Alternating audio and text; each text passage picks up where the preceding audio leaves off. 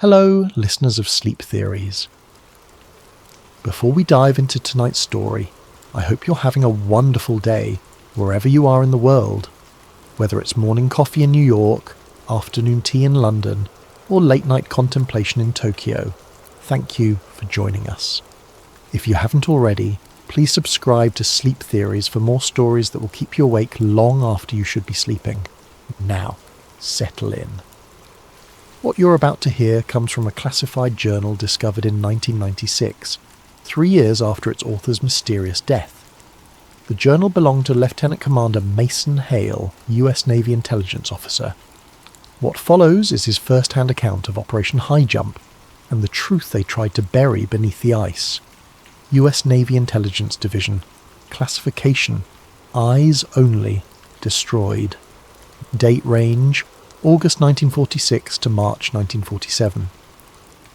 Entry 1, August 15th, 1946.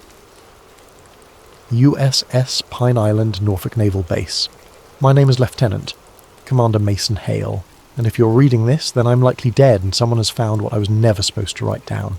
I'm documenting this because the truth has a way of surfacing, even when buried under miles of ice and decades of silence. 3 days ago, I received orders that would change everything I thought I knew about our world.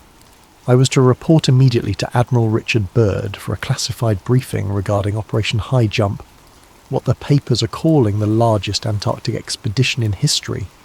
13 ships, 4,700 personnel, aircraft carriers, and enough firepower to invade a small country. For a research mission, it seemed remarkably well armed. The briefing room was cold, sterile, and filled with men whose faces I didn't recognise, but whose bearing screamed intelligence community. Admiral Byrd stood at the head of the table, his weathered face grave as he spread aerial photographs across the polished surface. "Gentlemen," Byrd began, his voice carrying the weight of unspoken knowledge, "what I'm about to tell you does not leave this room. Officially, Operation Highjump is a training exercise designed to test personnel and equipment in extreme cold weather conditions. Unofficially, ... He paused, studying each of us in turn. "We're going to Antarctica to determine if we're alone down there." The photographs showed vast expanses of white, but there were anomalies, dark spots that didn't match the terrain, geometric patterns that looked almost artificial. One image showed what appeared to be a metallic object partially buried in snow, its surface reflecting sunlight in a way that seemed wrong, unnatural. These were taken during reconnaissance flights in late 1945, Byrd continued. The Brazilian Navy reported similar sightings off their Antarctic claims, disc-shaped objects moving at impossible speeds, emerging from and disappearing into the ice. We also have reports of unusual magnetic readings and radio interference in specific grid coordinates. A colonel I didn't recognise leaned forward. "Sir, are we talking about the Germans? Everyone knows they had interests in that region." Byrd's expression darkened. "That's what we need to find out. What we do know is that in 1939, Nazi Germany launched an expedition to Queen Maud Land and claimed a territory they called Neuschwabenland. They dropped thousands of metal markers with swastikas marking their claim. The expedition lasted months longer than necessary for simple territorial marking." He pulled out another photograph, this one showing a massive ice formation, with what looked like an entrance carved into its face. This was photographed 6 months ago. Notice the regularity of the opening. Nature doesn't carve perfect rectangles into glaciers, gentlemen. I felt a chill that had nothing to do with the air conditioning. "Admiral, what exactly are we expecting to encounter down there?" Byrd locked eyes with me, and I saw something I'd never seen in a superior officer before.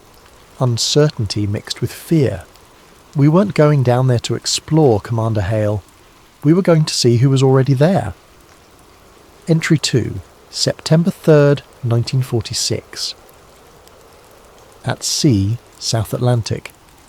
The journey south has been uneventful, but the tension among the crew is palpable. Word travels fast on a ship, and despite the classification levels, rumours spread like wildfire. The men know this isn't a standard research mission. You don't bring destroyers and aircraft carriers to study penguin migration patterns. I've been assigned to the intelligence unit aboard the Pine Island. working directly under Admiral Byrd's command. My job is to analyse any findings, compile reports, and maintain communication with Washington. What they didn't tell me is that I'd also be documenting evidence of what might be the most significant discovery in human history, or the most dangerous cover-up. Last night, I had a private conversation with Admiral Byrd on deck. The Southern Cross was brilliant overhead, and the sea was unusually calm. He seemed different away from the briefing rooms and official protocols, more human, more vulnerable. "Commander," he said, lighting his pipe against the wind, "I've been to both poles. I've seen things that don't make it into the official reports. Strange lights in the sky, radio signals from coordinates that should be empty ice, magnetic anomalies that our equipment can't explain." He took a long draw from his pipe. "But this is different. This time, we have evidence." "Evidence of what, sir?" He was quiet for a long moment, staring out at the dark water. 20 years ago, I would have said Germans, secret bases, advanced technology they developed during the war. But the war's been over for a year, and the activity has increased, not decreased. Whatever's down there, it's not abandoned Nazi facilities. Then what? "I don't know, Commander, but I have a feeling we're about to find out." He turned to face me, and in the moonlight his eyes looked haunted. "Keep detailed records of everything we encounter. Everything. Promise me that." I promised, not knowing then how heavy that promise would become. Entry 3, October 12th, 1946. Little America 4, Base, Ross Ice Shelf. We've established our primary base on the Ross Ice Shelf using Admiral Byrd's previous expedition site as a foundation. The scale of this operation is staggering. We have enough supplies and personnel to sustain operations for 8 months, yet we're supposedly here for only 4. The official timeline doesn't match the resources deployed. Strange incidents have begun almost immediately. 2 days after establishing base camp, our radio operators picked up transmissions on frequencies that shouldn't exist. Highly sophisticated encrypted communications using technology more advanced than anything in our arsenal. The signals originate from grid coordinates deep within Queen Maud Land, the area the Germans claimed as Neuschwabenland. Lieutenant Peterson, our chief radio operator, brought me the recordings yesterday. His face was pale, his hands shaking slightly as he handed me the transcripts. "Sir, I've been doing radio work for 15 years. I've never heard encryption like this. It's not just coded, it's using a completely different transmission methodology. And sir, some of it's in German, but not standard German. It's using technical terminology I've never encountered." I listened to the recordings. Most were indecipherable, but occasionally words broke through clearly. One word appeared repeatedly. Base 211. According to our intelligence files, there were rumours during the war that Germany had established a secret base in Antarctica, designated as Base 211. But it was dismissed as propaganda. Apparently we were wrong. Admiral Byrd ordered increased aerial reconnaissance over Queen Maud Land. What our pilots reported back changed everything. Entry 4, October 18th, 1946. Emergency Intelligence Brief. At 0800 hours, Lieutenant Commander Johnson returned from a routine reconnaissance flight over Queen Maud Land with a report that sent shockwaves through our command structure. I'm documenting this immediately while the details are fresh, though I suspect this entry will never see official records. Johnson's voice was steady during the debrief, but I could see the disbelief in his eyes. At approximately 0630, while conducting photographic reconnaissance at 15,000 feet, we observed multiple metallic objects emerging from the ice sheet approximately 200 miles inland from the coast. Admiral Byrd leaned forward. "Describe these objects, Commander." "Disc-shaped, sir. Approximately 50 to 75 feet in diameter based on comparison with surrounding terrain features. They moved unlike any aircraft I've ever seen. No visible propulsion system, no exhaust trails, and they accelerated from stationary to what I estimate was over 1,000 miles per hour in seconds." The briefing room fell silent. Johnson continued, "They appeared to emerge directly from the ice, sir. Not from surface installations, but from beneath the ice sheet itself. We counted 7 objects before they disappeared into low cloud cover." Admiral Byrd studied the photographs Johnson had taken. Even in black and white, the objects were clearly artificial, clearly not of any design in our current arsenal. The surface appeared seamless, almost mirror-like, reflecting the Antarctic landscape with unnatural clarity. "Did they acknowledge your presence, Commander?" Johnson's expression darkened. "Yes, sir. They maintained formation and appeared to pace our aircraft for approximately 3 minutes before accelerating away. It felt like they were studying us, sir." That evening, Admiral Byrd called me into his private quarters. The photographs were spread across his desk, along with intelligence reports I hadn't seen before. Some dated back to 1943, describing similar sightings by German U-boat crews in Antarctic waters. "Commander Hale," he said without preamble, "tomorrow we're implementing Project Silent Spear. It's a classified reconnaissance operation targeting the coordinates where these objects were observed. I want you to accompany the strike team as intelligence liaison." "Strike team, sir?" I thought this was reconnaissance. Byrd's expression was grim. "We're going in armed, Commander. Whatever's down there has technology decades ahead of ours, and they're watching us. We need to know their capabilities and intentions before they decide we're a threat." I should have realised then that we weren't the hunters in this scenario.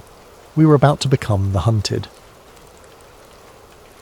Entry 5, October 20th, 1946. Grid coordinates 71 degrees south, 10 degrees west. Queen Maud Land.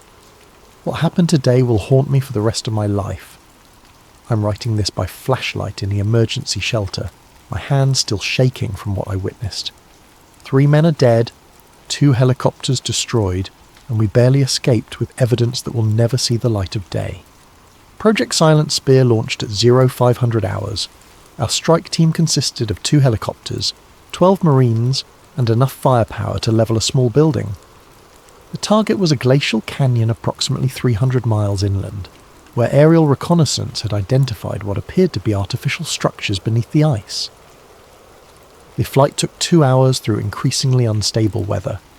Radio communications became erratic as we approached the target coordinates, filled with interference that sounded almost like whispers in unknown languages.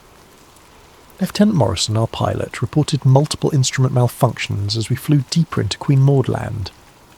At 0715 hours, we crested a ridge and saw our target.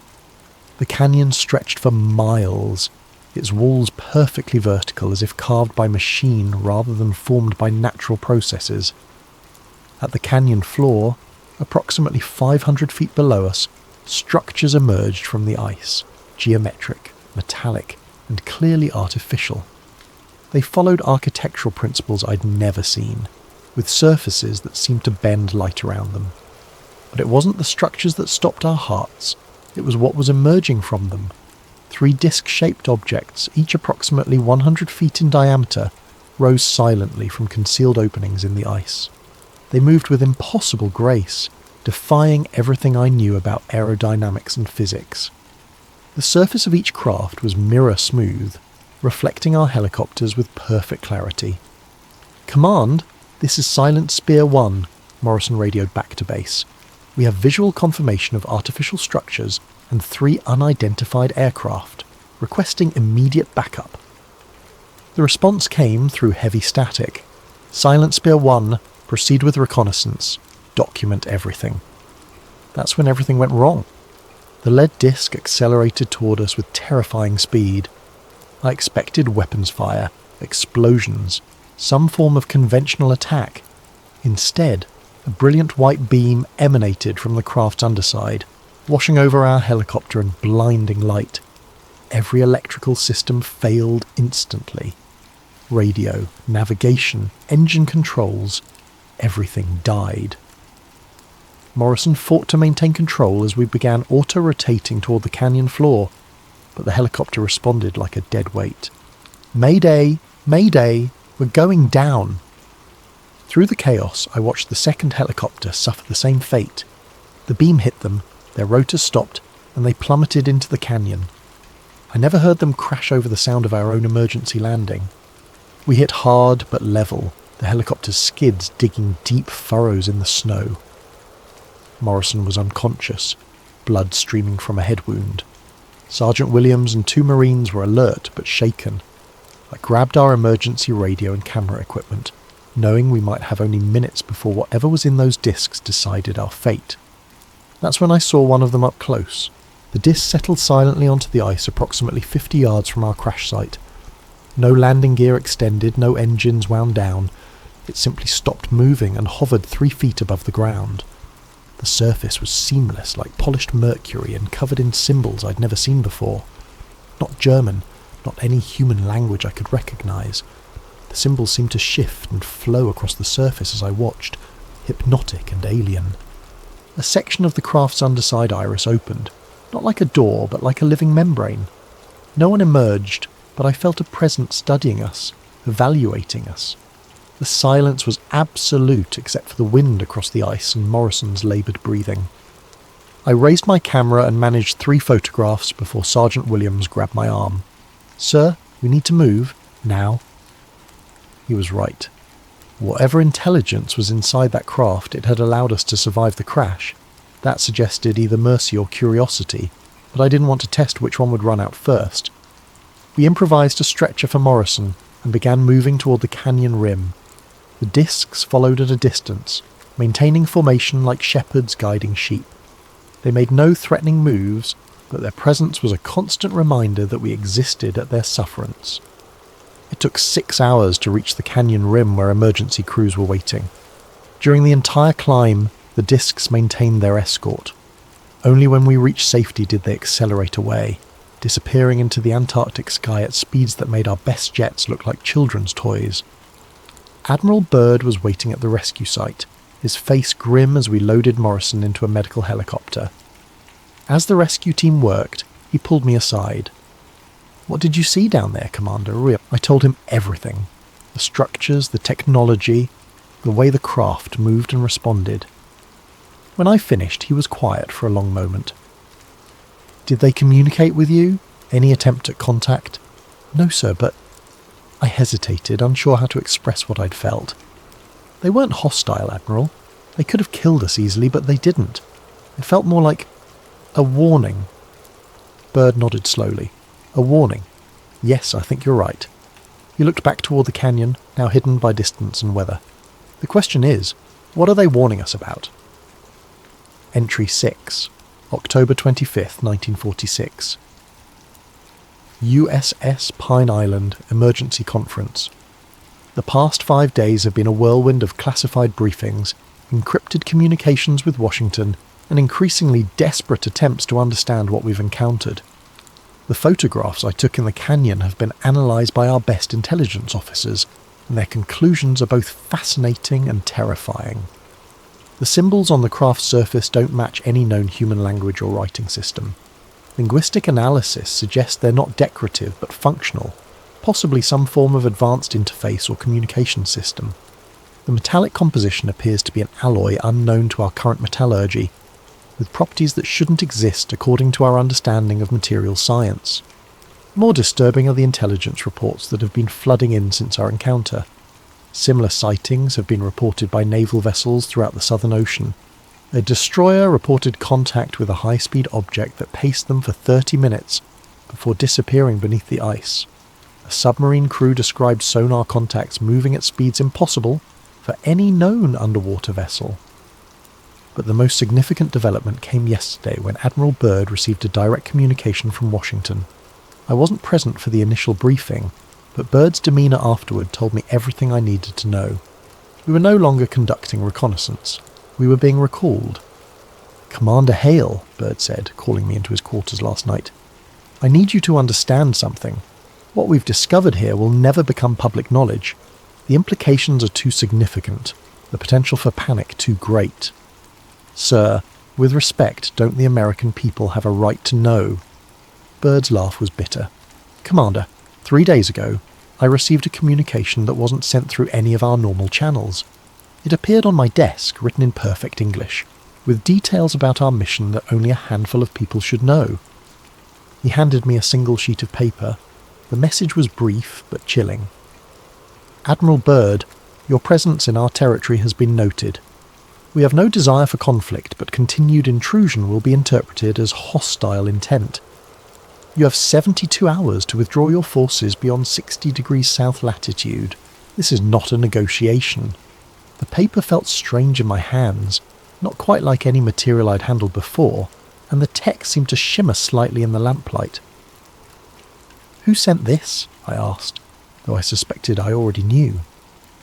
"The same intelligence that's been watching us since we arrived. The same intelligence that could have destroyed our helicopters, but chose instead to disable them. They're giving us a chance to leave, Commander. The question is whether we're smart enough to take it." Entry 7, November 2nd, 1946. Final operations meeting. Today, Admiral Byrd made the decision that would define the rest of his career and haunt him until his death. Operation Highjump was being terminated, effective immediately. All personnel would be evacuated within 48 hours, all equipment beyond basic necessities abandoned, and all records of our encounters classified at the highest levels. The official reason given to the press would be unexpected weather conditions and equipment failures. The truth would be buried so deep that even most of the personnel involved would never know what they had really encountered. In our final intelligence briefing, Byrd addressed the core team, 15 men who had seen enough to understand that we weren't alone in the universe, and that we were woefully unprepared for the implications of that reality. "Gentlemen," Byrd began, his voice carrying the weight of defeat, "what we've encountered in Antarctica represents a paradigm shift in human understanding. We have made contact with an intelligence possessing technology decades, possibly centuries ahead of our own. They have demonstrated both their superiority and their restraint." He paused, studying each of us in turn. "We were warned, not just to leave, but never to return. That warning came with an implicit threat that I have no doubt they possess the capability to carry out." Lieutenant Colonel Henderson, who had been sceptical throughout the entire operation, finally spoke up. "Admiral, are we really going to let them dictate terms to the United States Navy?" Byrd's expression was grim. "Colonel, in the past month, we've lost 2 helicopters, 3 men, and a submarine that hasn't been heard from since it went under the ice near their territory. Every encounter has demonstrated that they could destroy our entire task force without significant effort. We're not retreating because we're cowards. We're retreating because we're outgunned." The room fell silent. The reality of our situation was undeniable, but accepting it went against everything we'd been trained to believe about American military superiority. "Sir," I asked, what happens now? Do we just pretend none of this happened?" Byrd walked to the window, staring out at the Antarctic landscape that had changed everything we thought we knew about our world. "Commander, I'm going to tell you something that must never appear in any official record. Before we leave, I'm going to attempt direct communication with their leadership. I need to understand their intentions, their capabilities, and most importantly, their plans for future contact with humanity. Is that wise, sir?" "Probably not, but it's necessary." He turned back to face us. "Whatever's down there has been watching us for longer than we realise. They've demonstrated restraint so far, but that could change if they perceive us as a growing threat. I need to know if coexistence is possible, or if we're looking at an inevitable conflict." None of us spoke. The implications were too vast, too terrifying to process easily. "One more thing," Byrd continued. "Each of you will be required to sign documents stating that you will never discuss what you've seen here. Your families will be told you participated in routine cold weather training exercises. Your service records will reflect nothing unusual about this deployment." He pulled out a stack of papers from his desk. "I know this goes against your principles, it goes against mine too, but the alternative is panic on a scale that could destabilize society itself. How do you tell the world that we've discovered an advanced civilization living beneath the ice, with technology that makes our most advanced weapons look like stone tools?" We signed the documents. What choice did we have? Entry 8, November the 5th, 1946. Personal log, final entry. Today, Admiral Byrd made contact. I wasn't supposed to be present for the communication attempt, but Byrd requested me as a witness. We travelled by helicopter to coordinates that had been transmitted to us through the same mysterious channel as the previous warning. The location was a flat expanse of ice approximately 50 miles from our base, marked only by a perfect circle of disturbed snow. We landed at the circle's edge and waited. The Antarctic wind was unusually calm, creating a silence so complete it felt oppressive. After 20 minutes, 3 disc-shaped craft appeared on the horizon, approaching with their characteristic impossible grace. They settled into a triangular formation around our position, hovering silently 10 feet above the ground. As before, their surfaces were mirror-smooth and covered with flowing symbols that seemed to pulse with internal light. Then something unprecedented happened. One of the craft extended what appeared to be a ramp, not mechanical, but formed from the same flowing material as the hull. A figure appeared at the opening. I've struggled for hours to find words to describe what I saw. The being was humanoid in basic structure, but clearly not human. Tall, perhaps 7 feet, with proportions that were almost familiar, but somehow wrong. The skin appeared translucent, with an underlying luminescence that suggested biological processes unlike anything on Earth. The features were angular, refined, with large eyes that held an intelligence both ancient and alien. But what struck me most was the complete absence of hostility. There was curiosity, perhaps mild concern, but no aggression or malice. The being approached Admiral Byrd directly, stopping approximately 10 feet away. When it spoke, the words formed directly in our minds rather than through sound, a form of communication that was simultaneously intimate and unsettling. Admiral Byrd, you have shown wisdom in accepting our warnings. Your species stands at a crossroads of development. The choices made in the coming decades will determine whether contact becomes beneficial or necessary for your survival. Byrd, to his credit, remained composed despite the obvious strain of the encounter. What do you want from us? We want nothing from you. We have observed your species for millennia, watching your development with interest. Your recent mastery of atomic energy has attracted our attention more directly. Such power, in the hands of a species still learning wisdom, represents a threat not only to yourselves, but to the stability of this world. Are you threatening us? We are informing you. Your activities in this region will cease immediately. The knowledge you have gained here will remain contained. In return, we will continue our policy of non-interference in your affairs, for now. The implications were staggering.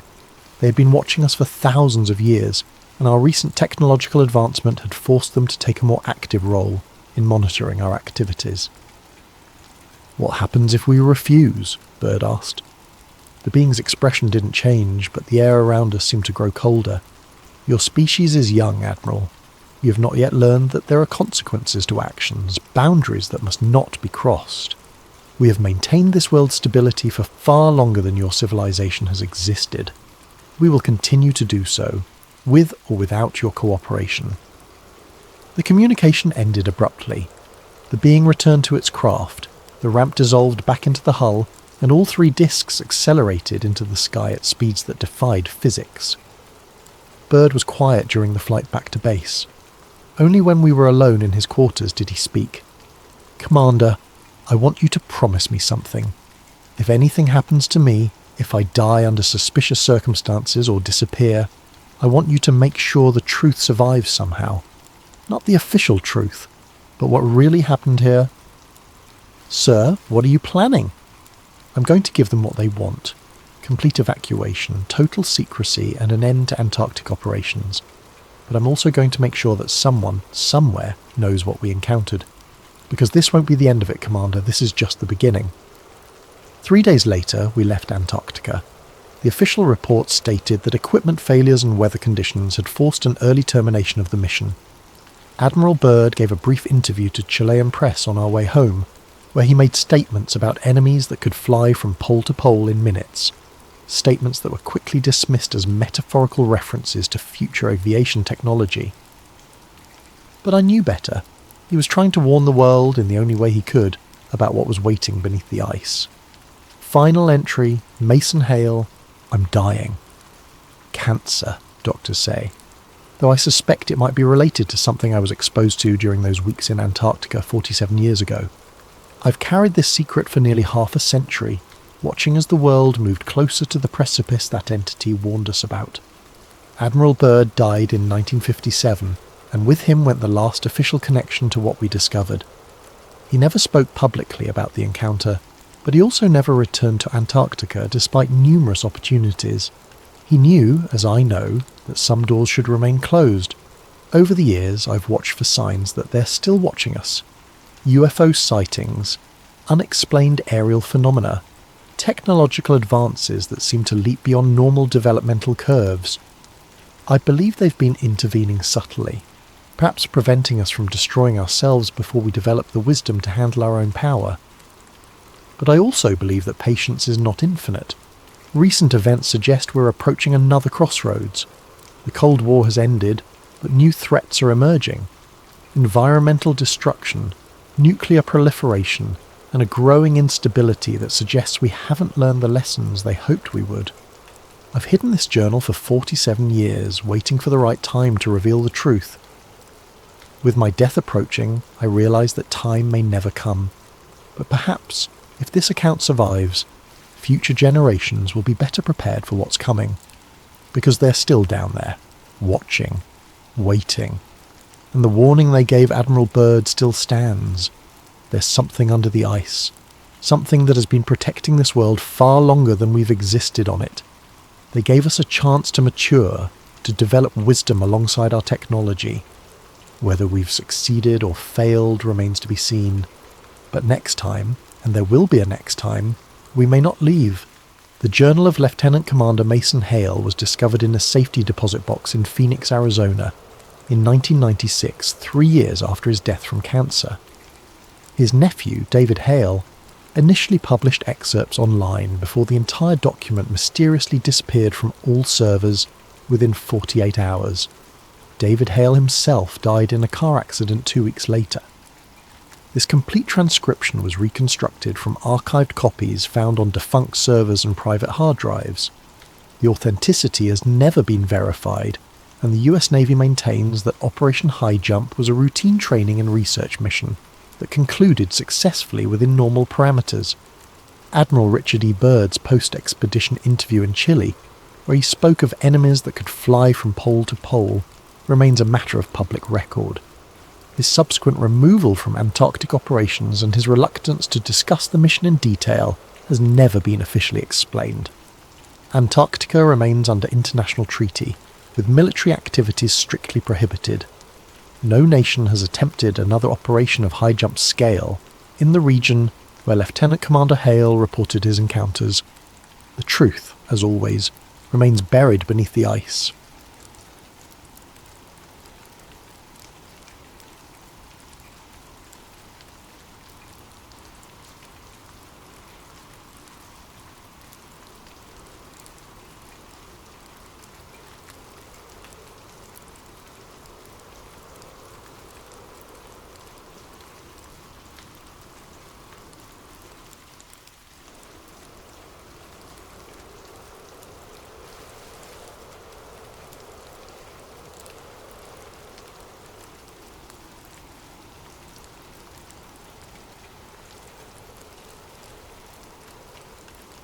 Tonight, I'll be your guide on a journey into one of the coldest and most enduring mysteries of the Cold War era. I want you to picture this. It's a winter night deep in the Ural Mountains, 1959.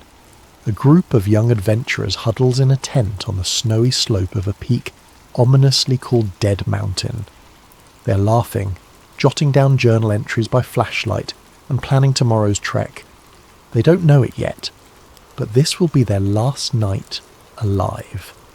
This is the true story of the Dyatlov Pass incident, a mystery that has haunted investigators for decades. My name is James, and I've spent weeks poring over old case files, diaries, and witness reports about what happened to those 9 hikers in 1959. The more I dig, the more the Dyatlov Pass incident feels like a nightmare straddling the line between fact and fiction. So, let's delve into it together step by step as if we're investigators unravelling a case file. The story begins in late January 1959. 10 experienced ski hikers from the Ural Polytechnical Institute set out on an expedition to reach a mountain called a Torten in the northern Urals. They were all in their early 20s, 7 men and 2 women, except for one older instructor, and were led by a 23-year-old radio engineering student named Igor Dyatlov. On January 23, 1959, the Dyatlov group received their route book and left the city of Sverdlovsk, today's Yekaterinburg, by train. You can imagine them on that train, excited, full of youthful bravado, maybe singing along to a mandolin one of them brought for the journey. After 2 days on trains, the party reached Ivdel, a remote town at the edge of the northern Ural Mountains, which also housed a Soviet Gulag camp for criminals. From Ivdel, they travelled by bus and then hitched a ride in the back of a woodcutter's truck to a settlement called Vizhai, the last inhabited village to the north. The locals in Vizhai must have looked at these university students with a mix of admiration and concern. The route they planned to traverse was rated Category 3, the most difficult, and they were attempting it in February, the cruelest time of year. On January 27th, the Dyatlov group left Vizhai and began their trek into the wilderness. One member, Yuri Yudin, had been struggling with health issues. He had rheumatism and a congenital defect that caused knee pain. By January 28th, Yudin's joint pain became too severe. Reluctantly, he turned back toward Vizhai, unable to continue. He had no idea that by saving himself, he was sealing his fate as the expedition's sole survivor. Yuri Yudin would never see his friends alive again. The remaining 9 hikers pressed on into the wild, unaware of the fate that awaited them. Through diaries and photographs recovered later, investigators have pieced together their route. By January 31st, the group had reached the edge of a highland area and cached surplus food and equipment in a wooded valley to be used for the return trip. They joked around, took photos, and even made a little mock newspaper they titled the Evening Autoton, in which one entry humorously proclaimed, "From now on, we know that the snowmen exist," likely a tongue-in-cheek reference to local Yeti legends. Despite the exhaustion and cold, their spirits were high. On February 1st, the team started to move through a mountain pass, later named Dyatlov Pass after this incident, with the plan to camp on the other side that night. But the weather turned on them. A howling snowstorm and blinding wind caused Dyatlov's team to lose their direction on the barren slopes. Instead of crossing the pass into the shelter of the valley beyond, they had veered west, finding themselves on the flank of a mountain called Kholat Shakal, which in the local Mansi language means dead mountain. By the time they realised their mistake, it was late in the day, and visibility was near zero from the blowing snow. Rather than descend 1.5 kilometres down into the forest for cover, Igor Dyatlov decided to pitch their tent right there on the mountainside in the open. Perhaps he didn't want to lose the altitude they'd gained, or perhaps he wanted to prove they could handle camping on an exposed slope in a blizzard. The 9 of them set up their large tent on the bare snow, chopping into the slope for a flat spot. It was a decision that would be heavily scrutinised later. That evening of February 1st, 1959 must have been brutal. Temperatures were around minus 20 degrees Celsius, and winds roared over the pass. Still, inside the tent, the group was relatively secure. They had a warm dinner.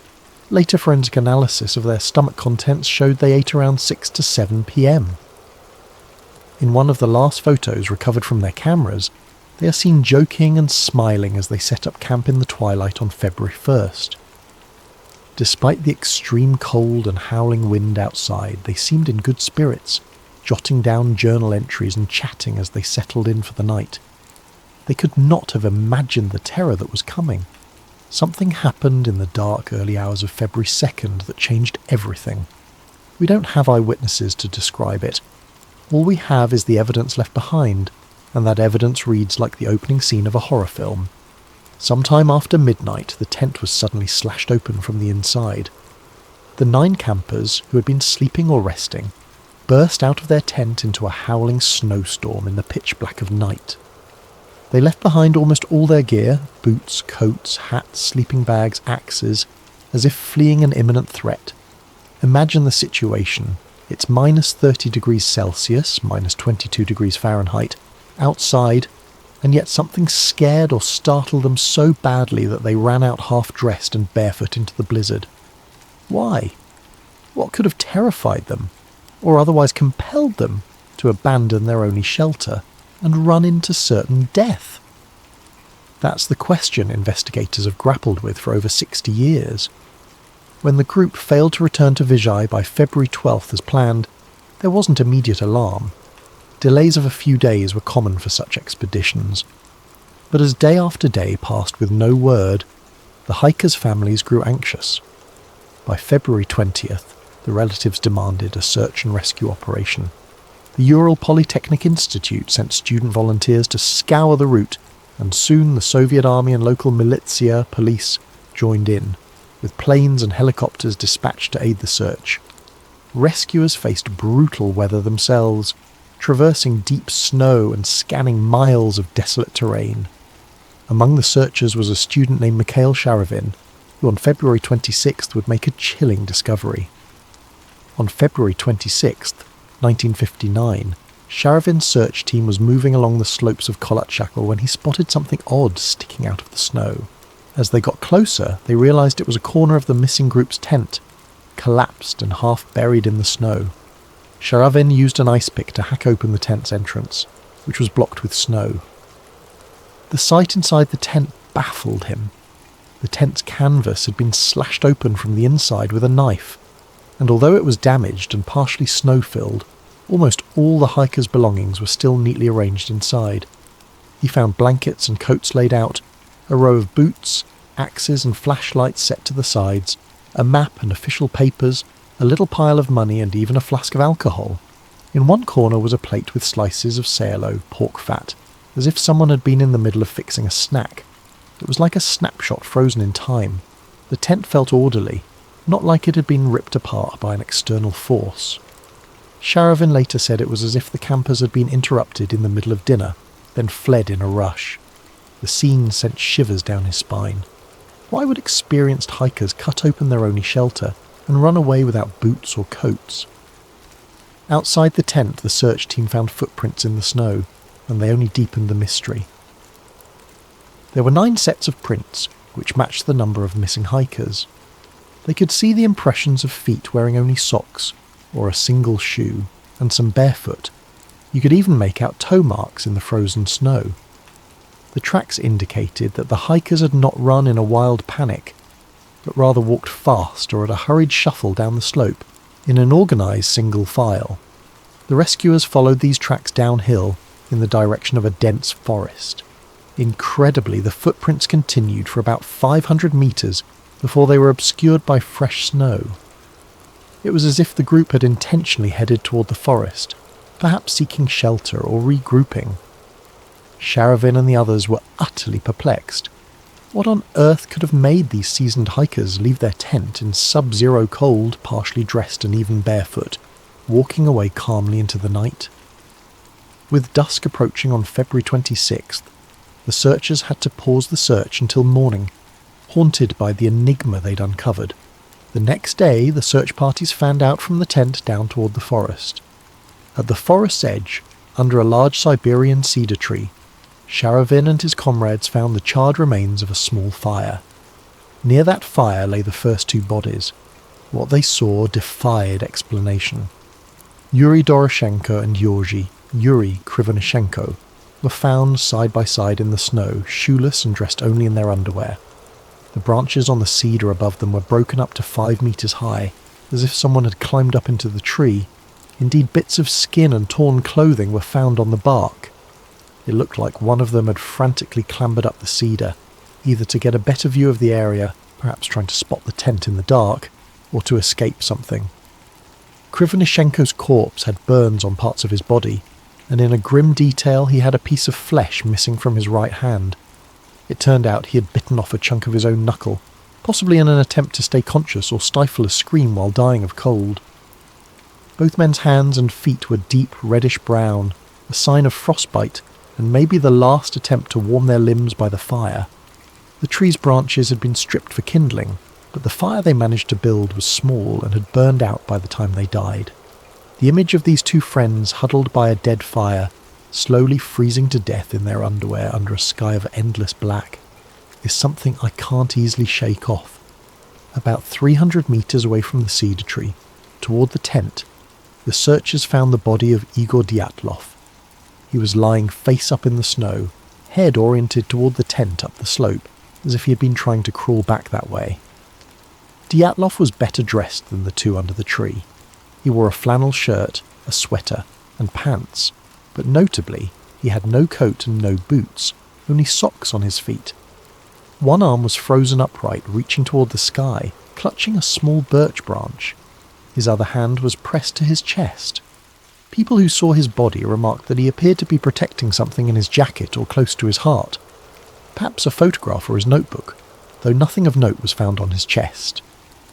His face, when they cleared the snow, was strangely calm, eyes open. Not far from Dyatlov, searchers found Zinaida Zina Kolmogorova, a 22-year-old female student in the group. Zina was better dressed than Igor. She had on 2 sweaters and 2 pants, but she too lacked boots, wearing only socks. Her body was turned toward the tent and her arms were extended forward, bent at the elbows, as if she had been crawling uphill on her stomach, desperately trying to get back to the tent before the cold overtook her. On Zina's right side, the searchers noted a long, bright red bruise running along her torso, resembling a blunt force injury from a baton or the butt of a rifle. It was an odd injury to see, given that she had no other major external wounds. It took a few more days until March 5th to find Rustem Slobodin, the last of these first 5 bodies. Slobodin, 23, was discovered face down in the snow about 480 metres from the cedar, roughly halfway back toward the tent. He was dressed more warmly than the others. He had a long-sleeve undershirt, a sweater, 2 pairs of pants, 4 pairs of socks, and 1 felt-lined boot on his right foot, but his head was bare and his left foot was only in a sock. In his right hand, Slobodin clenched a small pocket knife, closed. An autopsy would later reveal that Slobodin had a fracture in his skull, about 7 inches long, consistent with a blunt impact. However, this crack in his skull was not deemed a fatal wound. The medical examiner thought Rustem could have sustained it during a fall and continued moving for at least an hour afterward. Like Dyatlov, Kolmogorova, Doroshenko and Krivonishenko, Rustem Slobodin ultimately died of hypothermia. In fact, the first 5 bodies found all had no life-threatening external injuries. They had perished from the unforgiving cold. Slobodin's watch was found shattered and stopped at 8:45, though it's unclear if that was 8:45 a.m. or p.m, or even 8:45 on a different date. It was as if time itself froze at that moment. Now imagine being Yuri Yudin, the one who had turned back, called in to identify the bodies of your friends. One by one, the first 5 corpses were airlifted to the morgue in Ivdel for autopsy and identification. Yudin, with a heavy heart, confirmed their identities. But 4 members of the Dyatlov party were still missing. Weeks passed with no sign of them. The winter snows began to melt under the early spring sun. It wasn't until May, nearly 3 months later, that nature revealed the remaining victims, turning the mystery into something even more haunting. On May 4th, a Mansi tribesman named Kurin and his dog were assisting the search, when the dog picked up a scent near a rocky ravine further into the woods from the cedar tree. About 75 metres beyond the cedar and 1,500 metres from the tent, in a snow-filled ravine, searchers discovered a few torn pieces of clothing on a branch. Digging down, they uncovered the final 4 bodies buried under nearly 4 metres of snow. These were Lyudmila, Luda Dubinina, Semyon, Alexander, Zolotaryov, Nikolai Thibaut Brignol, and Alexander Kolovatov. They were lying about 75 metres further into the forest from the cedar, at the bottom of that ravine. Notably, 3 of the 4 were better dressed than the others, and it appeared they had taken clothes from those who died earlier. Dubinina, for example, was found wearing Krivonishenko's torn and burned brown trousers, and her foot was wrapped in a piece of his wool sweater. Zolotaryov, the 38-year-old, was found wearing Dubinina's faux fur coat and hat. Kolovatov had put on a spare sweater and pants, likely from one of the others. This exchange of clothing suggests that when some members of the group died, the last survivors stripped the dead of usable clothing to keep themselves alive, a tragic but practical act of survival. But the condition of these 4 bodies deepened the mystery rather than solved it. Unlike the first 5, 3 of these 4 had fatal physical injuries that were utterly horrifying. Nikolai Thibault-Brignol had suffered a massive skull fracture. His skull was literally crushed, the fracture measuring about 8 inches.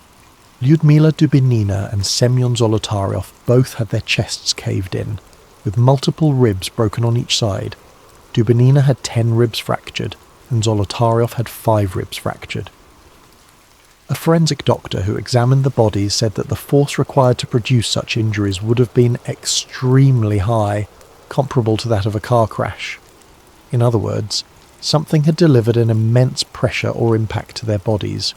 Strangely, none of these 3 had any external wounds or bruises corresponding to the lethal internal damage.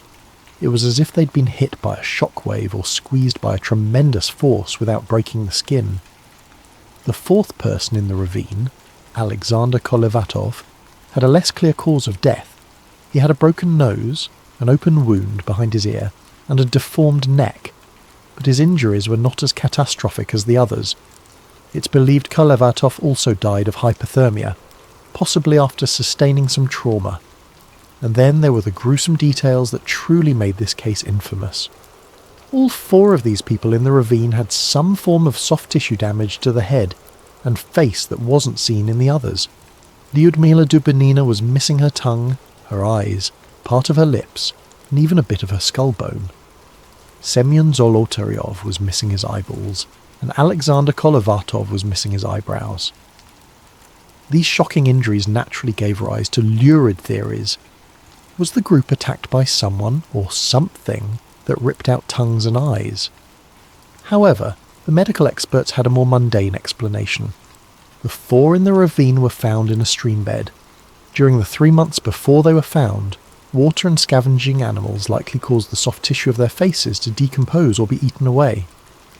In Dubinina's case, the autopsy noted that her stomach contained about 100 grams of coagulated blood, suggesting her heart was still beating when her tongue was removed, meaning the tongue likely decomposed or was scavenged very soon after her death. As horrifying as these injuries sound, investigators believe they were post-mortem effects, not violence inflicted while alive. Still, when these details became public, they fueled wild speculation about murderous attackers or supernatural evil. It didn't help that Zolotaryov was found with a camera around his neck, different from the other cameras found in the tent, and his hand holding a pen and notepad, as if he died trying to write something down. Unfortunately, whatever he intended to note was never written. The pad was blank. The investigators in 1959 were at a loss to come up with a satisfying explanation for all this. A criminal inquest began as a matter of procedure, since several of the deaths involved injuries. They first suspected that the native Manatee people, reindeer herders of the region, might have attacked the campers for trespassing on sacred land. But that theory was quickly dispelled. The only footprints found at the scene were those of the hikers themselves, and there were no signs of hand-to-hand struggle on the bodies. In fact, the Mansi had helped in the search, and had no history of hostile encounters with hikers. Next, investigators considered an avalanche, but the pattern of the tent and the footprints suggested otherwise. We'll revisit that later. As for animal attack, no large animal tracks were found, and the violent injuries didn't have the telltale marks of claws or teeth. The Soviet authorities were left to conclude that no other humans were involved in the Dyatlov group's demise. One of the doctors famously commented that the force which killed Dubinina and Zolotaryov was more than any human could inflict. No human could be powerful enough to cause such damage. One piece of information emerged that added a strange Cold War twist. When the forensic analysts tested the hikers' clothing, they found unusual levels of radiation on some of the garments. Specifically, Dubinina's brown sweater and Krivonishenko's wool pants were found to be radioactive. This discovery didn't make sense in a hiking context, and was not something the average person could detect. It was only found because one investigator had access to a Geiger counter. The presence of radiation fueled speculation that the Dyatlov party had encountered some secret weapon or radioactive fallout. However, a closer look provided a more ordinary explanation. Yuri Krivonishenko had previously worked at the Mazyak nuclear facility. and was involved in cleaning up a major nuclear accident in 1957, the Kishtim disaster. It's very possible his clothes were contaminated from that event and still carried traces of radiation. Likewise, Alexander Kolevatov had studied nuclear physics and worked at a secret institute in Moscow, which might explain contamination on some items. In short, the radiation might not have had anything to do with the incident. It could have been a red herring. Still, the fact that their skin reportedly had a deep tan, and some of their hair had turned grey when relatives saw the bodies, only intensified rumours of some nuclear or chemical exposure. Authorities claimed the skin tanning was a natural mummification effect from lying in the sun and cold for weeks, and that hair can turn colour from exposure or the embalming process.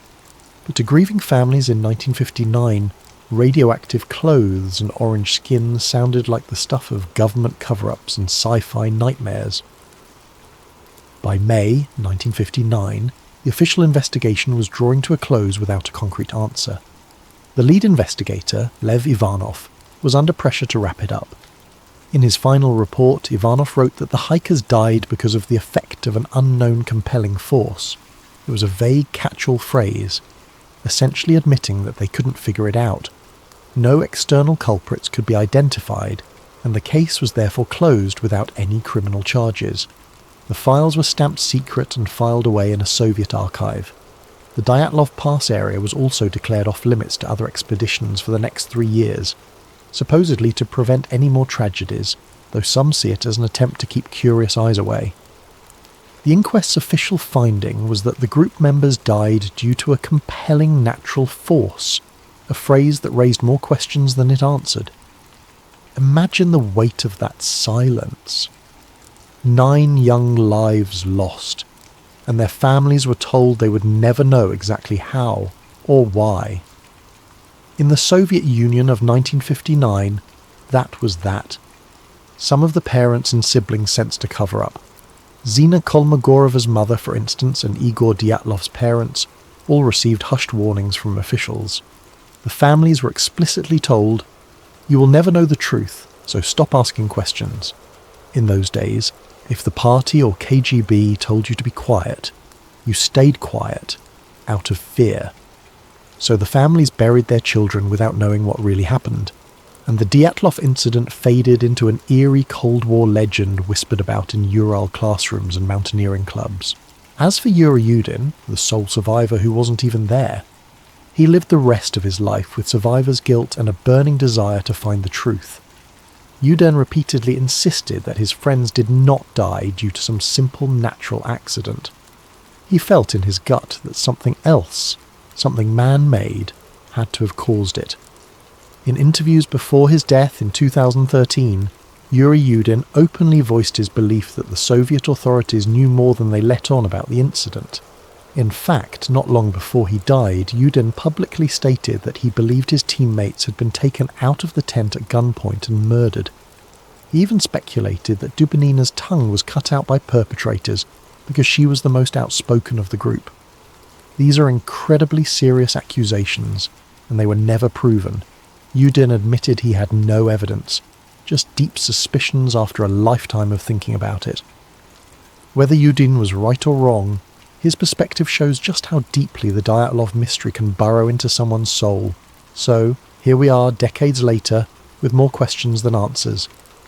I'm a modern-day investigator, combing through the remnants of old reports and new theories.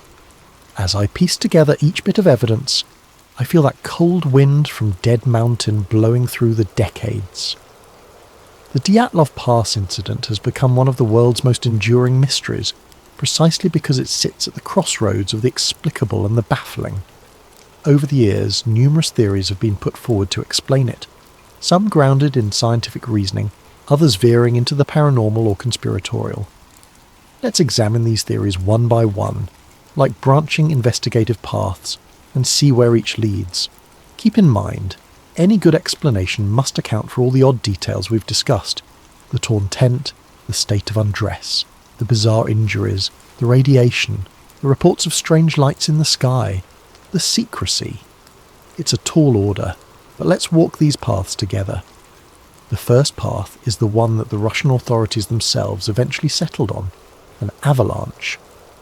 For many, this is the most straightforward explanation. Picture the scenario. The Dyatlov group is asleep in their tent on the slope, when suddenly a slab of heavy snow above them fractures and slides down onto the tent. The tent fabric begins to collapse and they hear the roar of snow. In a flash, the group panics. They believe a full avalanche is about to bury them. In seconds, they grab a knife, slash open the tent from the inside, because the entrance is blocked or hard to open under the weight of snow, and they flee into the night wearing whatever they had on at that moment. This theory gained significant traction, and in fact, in 2019 to 2020, the Russian government reinvestigated Dyatlov Pass and concluded that a slab avalanche was the official cause of death. Later that year, a team of scientists published new computer simulations supporting the plausibility of an avalanche. In this case, the most appealing aspect of the avalanche theory is that the hiker's actions no longer seem irrational under this lens. If you believe an avalanche is about to crush you, doing whatever it takes to get out of the tent and moving to safer ground is exactly the right response. And indeed, everything the Dyatlov group did after leaving the tent can be seen as textbook survival behaviour once you assume an avalanche threat. The theory goes like this. A slab of snow, perhaps loosened by the wind or the heat from their stove earlier, slid and partially buried the tent, making loud cracks and rumbles. The experienced hikers immediately and calmly initiated an emergency evacuation.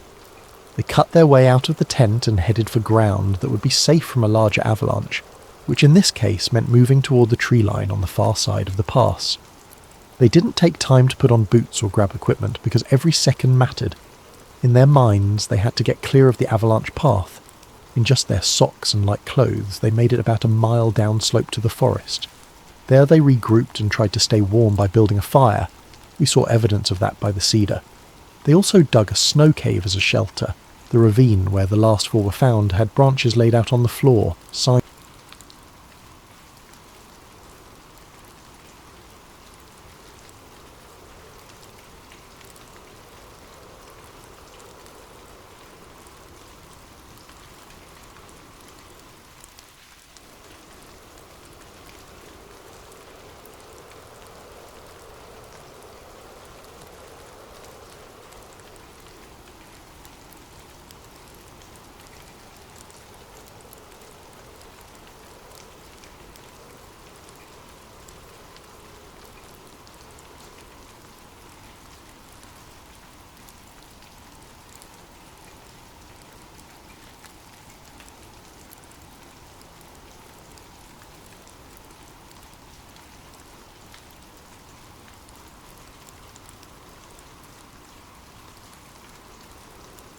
If this is your first time with sleep theories, welcome to our corner of the internet where we explore the stories that keep us awake at night, the mysteries that official reports never quite explain, and the questions that linger long after the news cycle moves on. Don't forget to subscribe and hit that notification bell. We've got investigations that will challenge everything you think you know about the world around us. My name is Daniel Rhodes, and for 32 years I analysed threats that didn't officially exist. NSA, CIA, a few acronyms that still don't have Wikipedia pages. I spent my career in the spaces between the lines of declassified documents.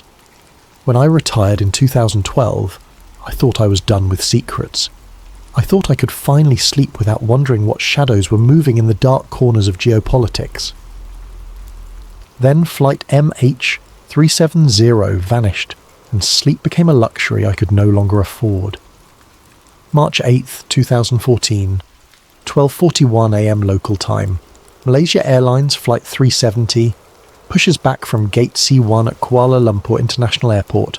Captain Zahari Ahmad Shah, 53 years old, 18,365 flight hours.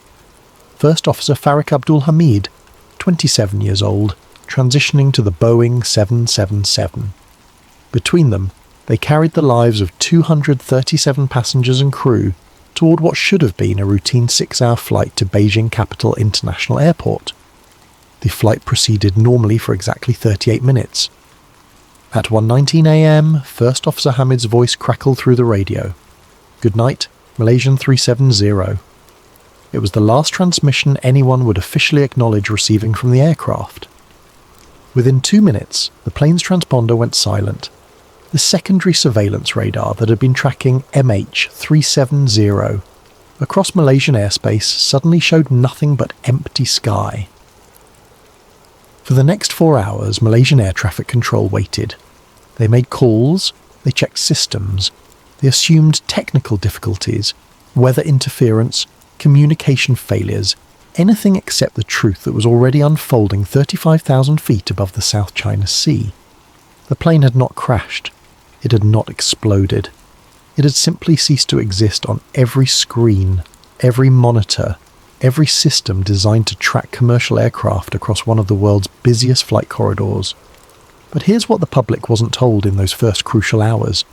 MH370 didn't just vanish from Malaysian radar. It disappeared from secondary surveillance systems across 3 countries simultaneously. The odds of spontaneous coordinated system failure across sovereign airspace boundaries are so astronomically low that they approach impossibility. I learned this not from CNN or the BBC, but from a phone call I received 6 months after the disappearance.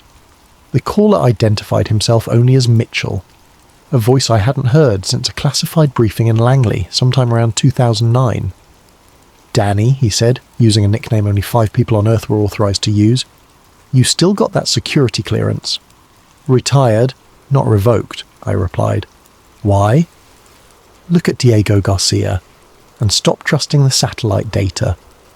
The line went dead. Mitchell had always been a man of few words, but this was cryptic even for him. Diego Garcia, the US military atoll in the British Indian Ocean Territory, one of the most secretive bases on the planet. What could a missing Malaysian airliner possibly have to do with a facility that officially didn't conduct operations that required congressional oversight? I spent the next week telling myself to let it go. I was retired. I had a small house in Vermont, a garden that needed tending, and a pension that would keep me comfortable until the inevitable heart attack or cancer diagnosis that seems to find everyone in my former line of work. But Mitchell's words echoed in my mind with the persistence of a smoke alarm at 3 a.m. So I started digging. The first thing I discovered was that Diego Garcia's location placed it roughly 2,400 miles southwest of MH370's last known position, exactly within the range of a Boeing 777 carrying the fuel load that MH370 had taken on in Kuala Lumpur. The second thing I discovered was that there had been a suspicious gap in radar coverage along what I came to call the Southern Silence Corridor, a stretch of airspace between Indonesia and the southern Indian Ocean, where civilian and military radar systems created a blind spot large enough to hide a commercial airliner.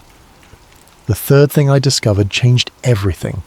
Inmarsat, the British satellite communications company, had been quietly collecting data from MH370 long after the plane's transponder went dark.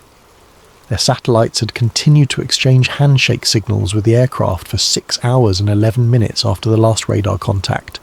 6 hours. The plane had not crashed in the South China Sea, as initial search efforts assumed. It had continued flying, following a path that led it far from any intended destination. The official investigation eventually acknowledged this data, but only after Malaysian authorities had spent weeks searching in entirely the wrong location. By the time search efforts shifted to the southern Indian Ocean, any physical evidence had been scattered by currents, weather, and time across an area roughly the size of the continental United States. But I had access to resources that the general public and most journalists did not. Through a network of former colleagues who owed favours to other former colleagues, I obtained copies of the raw Inmarsat data, complete with technical annotations that had been redacted from public releases. What I found in those margins made my hands shake as I read. The satellite pings showed that MH370 had not simply flown south and crashed. The aircraft had made a series of altitude changes and course corrections that suggested active piloting throughout its final hours. More troubling, the ping intervals showed periods where the aircraft appeared to be flying in holding patterns, circles in the sky, as if waiting for clearance to land somewhere. I cross-referenced the ping data with maritime traffic records from the Indian Ocean shipping lanes. On the night of March 8th, 2014, There had been an unusual absence of commercial vessels along MH370's projected flight path. Ships that should have been in the area according to their filed routes had mysteriously altered course or delayed departure from their previous ports. It was as if someone had cleared a corridor through one of the world's busiest shipping lanes. Then I found the eyewitness accounts. In September 2014, residents of Kuda Huvadhu Island in the Maldives reported seeing a low-flying aircraft around 6:15 a.m. local time on March 8th, roughly 6 hours after MH370's last radar contact. The aircraft was white with red stripes, consistent with Malaysia Airlines livery. It was flying unusually low, heading southwest toward the open ocean. The Maldivian government initially investigated these reports, then suddenly classified them and refused to comment further. When pressed by international media, officials claimed the sightings were not credible and suggested residents had mistaken a domestic flight for the missing airliner. But I knew something the Maldivian government apparently didn't want publicised. There were no scheduled domestic flights over Kuda Huvadhu at 6:15 a.m. on March 8th, 2014. The island's airport had been closed for runway maintenance since March 5th. The nearest aircraft that morning should have been a Maldivian air taxi flight that wasn't scheduled to depart Malé until 7:30 a.m, more than an hour later, and travelling in the opposite direction. Southwest of the Maldives lay 800 miles of empty ocean, then Diego Garcia. I began to construct a timeline that made my former career in intelligence analysis seem quaint by comparison. Malaysia Airlines Flight 3. 70 had not crashed. It had been diverted along a carefully planned route that avoided radar detection, maritime traffic, and civilian observation until the very last moment, when residents of a remote island happened to look up at the right time and see something they were never supposed to witness. But why? What could be worth orchestrating the disappearance of a commercial airliner and the deaths of 239 innocent people? The answer lay not in the aircraft itself, but in its passenger manifest. Every intelligence analyst learns to look for patterns that exist just below the surface of apparent randomness. Flight MH370's passenger list contained several patterns that should have triggered security reviews long before the aircraft ever left the ground. 20 passengers worked for Freescale Semiconductor, a Texas-based company specializing in microprocessors and embedded systems. They were travelling to Beijing for a technical conference, carrying laptops and documentation related to advanced radar and stealth technology applications. Among them was Dr.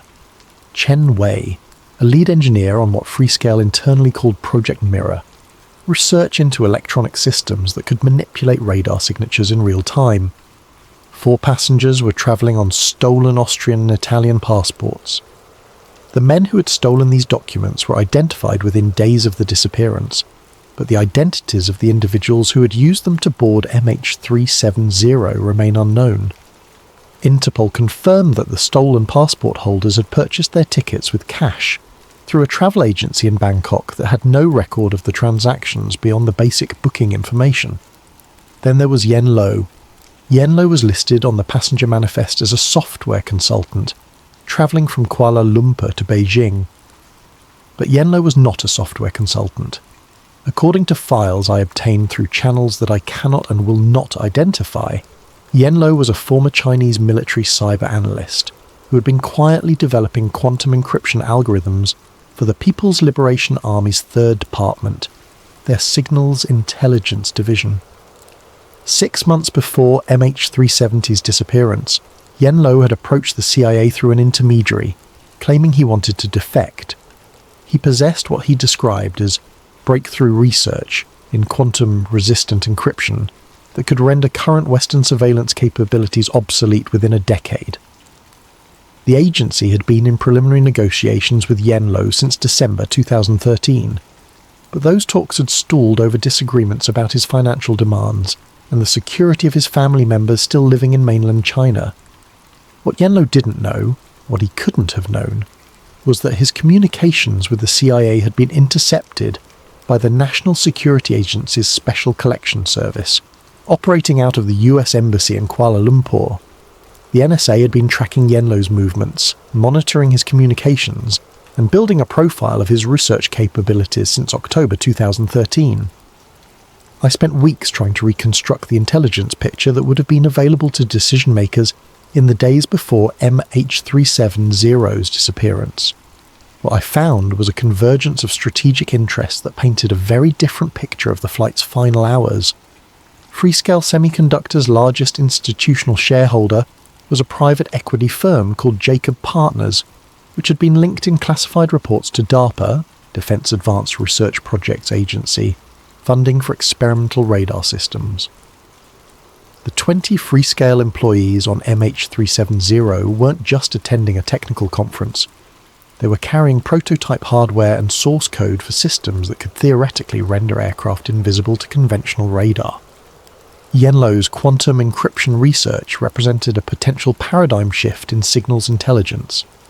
If his algorithms proved viable, they could invalidate decades of NSA investment in cryptographic analysis capabilities. More immediately, they could allow Chinese intelligence services to communicate in ways that Western agencies could never decrypt or even detect.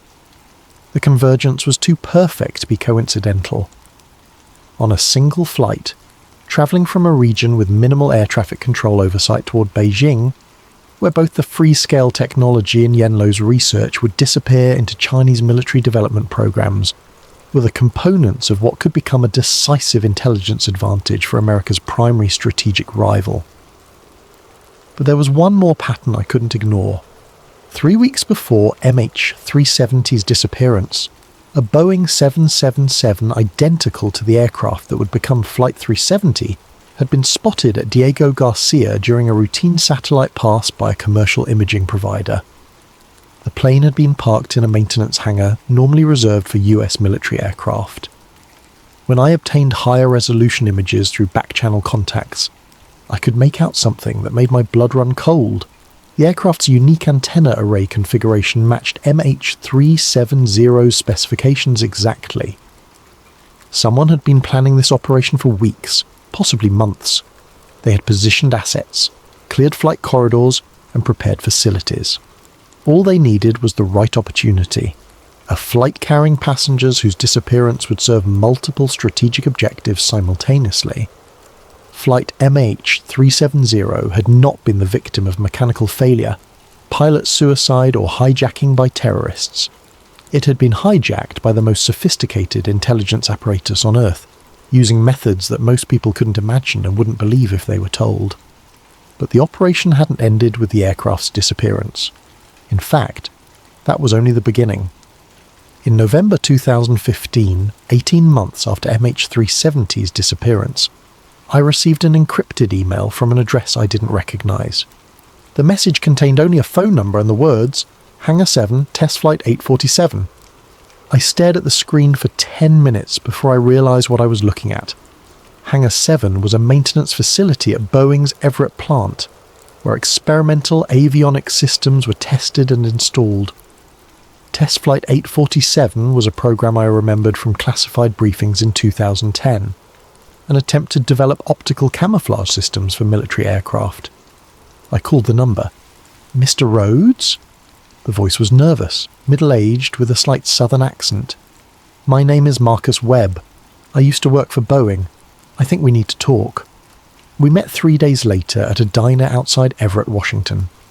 Marcus Webb was thin, pale, with the kind of perpetual exhaustion that comes from carrying secrets that are too heavy to sleep with.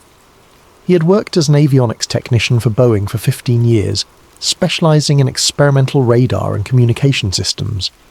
In 2013, he had been assigned to a classified project that he knew only by its internal designation, Ghost Protocol.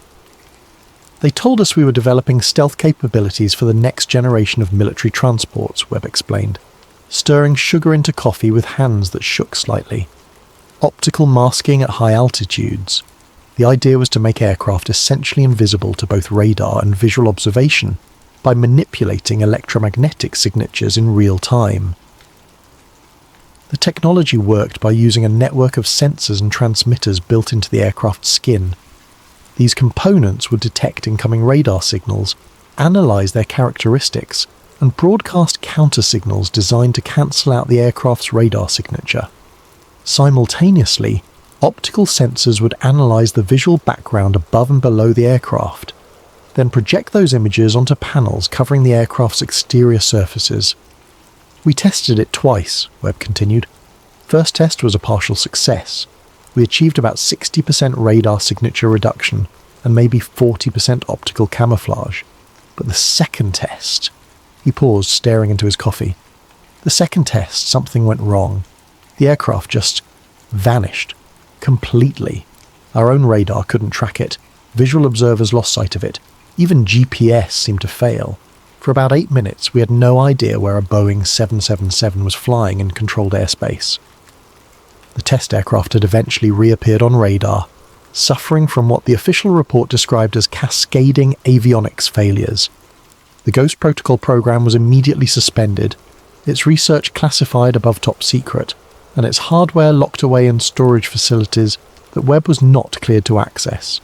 But Webb had kept copies of the technical specifications. I knew something was wrong when they made us sign new NDAs 6 months after the program ended, he said. Then, when M370 disappeared, I started putting pieces together. The flight path, the radar gaps, the way it just vanished. It was exactly like our second test. Webb believed that Ghost Protocol technology had been secretly installed on MH370, either during routine maintenance or through a more covert operation. The aircraft's disappearance from radar wasn't due to the transponder being turned off. It was because the plane had been rendered electronically invisible. But why? I asked. If they wanted to steal the passengers and their research, why not just arrange for them to disappear after landing in Beijing? Why hijack an entire commercial flight? Webb's answer made me understand why he looked like he hadn't slept in months. Because this wasn't just about stealing research, he said. This was a field test. They wanted to see if they could make a commercial airliner completely disappear in controlled conditions, with the whole world watching. If Ghost Protocol could work on MH370, it could work on anything. Air Force One, enemy bombers, civilian aircraft carrying people they wanted to eliminate without leaving evidence. According to Webb, the aircraft had been remotely piloted using Boeing's uninterruptible autopilot system, a feature designed to prevent hijackings by allowing ground control to override cockpit commands. The system had been modified to accept commands from satellite links, making it possible to control the aircraft from thousands of miles away. They flew it to Diego Garcia, Webb said with absolute certainty, landed it, processed the passengers, then either destroyed the aircraft or flew it somewhere else for permanent storage. The debris that started washing up years later, that was planted, probably dropped from cargo aircraft or submarines to maintain the illusion that the plane crashed in the Indian Ocean. I asked Webb why he was telling me this. Why risk his life, his family's safety, his freedom to expose what amounted to an act of war against civilian aviation? Because they're not going to stop with MH370, he said. I've seen the production schedules for Ghost Protocol components. They're manufacturing this technology on a scale that suggests operational deployment. Commercial aircraft, military transports, maybe even spacecraft. They're planning to disappear things whenever it serves their purposes. Webb gave me a flash drive containing technical specifications for Ghost Protocol, maintenance records from the Boeing facility, where the technology had been developed, and satellite images showing aircraft matching MH370's configuration at Diego Garcia both before and after the disappearance.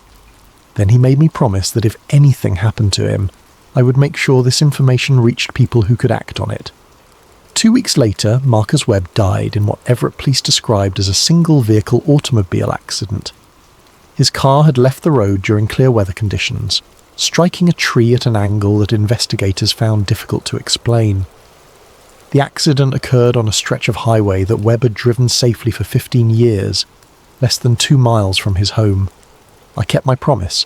The first piece of alleged MH370 debris was discovered on July 29th, 2015, on Réunion Island, a French territory in the Western Indian Ocean, roughly 2,300 miles from the aircraft's presumed crash site.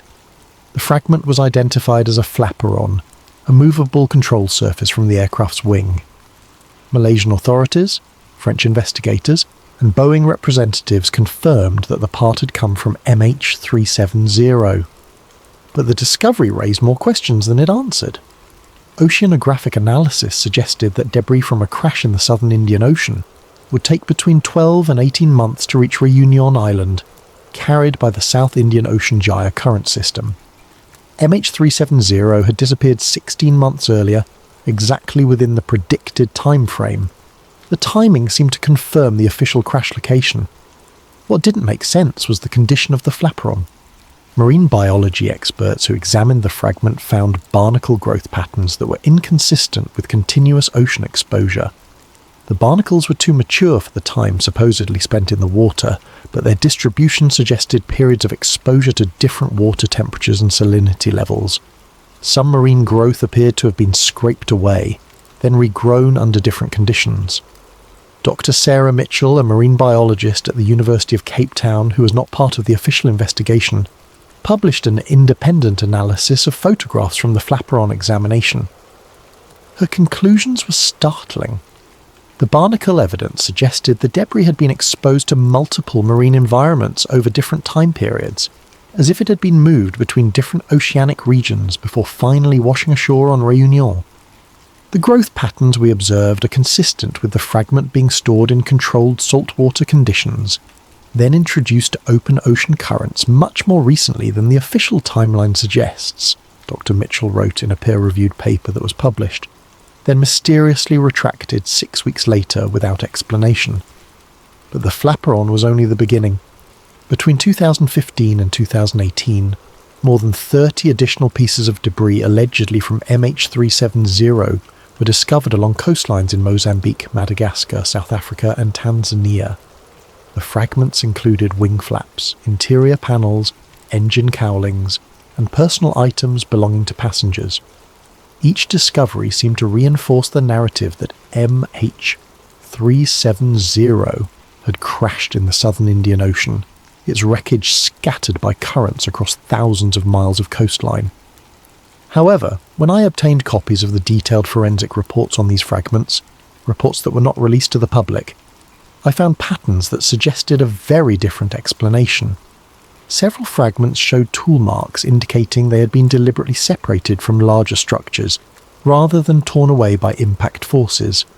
Cut marks were straight and clean, inconsistent with the ragged edges that would result from high-speed collision with ocean surface. Some fragments showed evidence of freshwater exposure, mineral deposits and corrosion patterns that could only result from prolonged contact with non-oceanic water sources. Most significantly, isotope analysis of barnacles found on multiple fragments revealed that they had been exposed to water with chemical signatures characteristic of lagoons and enclosed bays, not open ocean environments. The isotope ratios were consistent with water found around coral atolls, formations like those surrounding Diego Garcia. I began to map the discovery locations and timing of debris finds. What emerged was a pattern that followed shipping routes and naval exercise areas used by American and British forces operating in the Indian Ocean. Several fragments were discovered within days of documented US Navy operations in the same coastal regions. In October 2017, I obtained satellite imagery showing US Navy submarines surfacing in the international waters off Mozambique, approximately 48 hours before local fishermen discovered wing fragments on a nearby beach. Similar patterns emerged for discoveries in Madagascar and Tanzania. Naval activity followed by debris finds, with timing that suggested coordinated placement rather than natural drift patterns. The most damning evidence came from an unexpected source. A former US Navy diver contacted me through encrypted channels in early 2018, claiming he had participated in what his superiors described as deep water salvage training exercises in the Indian Ocean during 2016 and 2017. The exercises involved deploying aircraft debris from submarines at predetermined locations, then monitoring how currents and weather would affect the fragment's movement toward nearby coastlines. We were told it was environmental research, the diver explained during a conversation that I cannot record or document. Something about tracking ocean currents for climate change studies, but the debris we were dropping wasn't generic test materials, it was airplane parts, some of them with identification numbers that had been partially removed or altered. The diver provided GPS coordinates for several drop sites that corresponded exactly with locations where MH370 debris was later discovered. He also described seeing aircraft fragments stored in sealed containers aboard submarines, fragments that showed evidence of controlled saltwater exposure designed to simulate long-term ocean drift.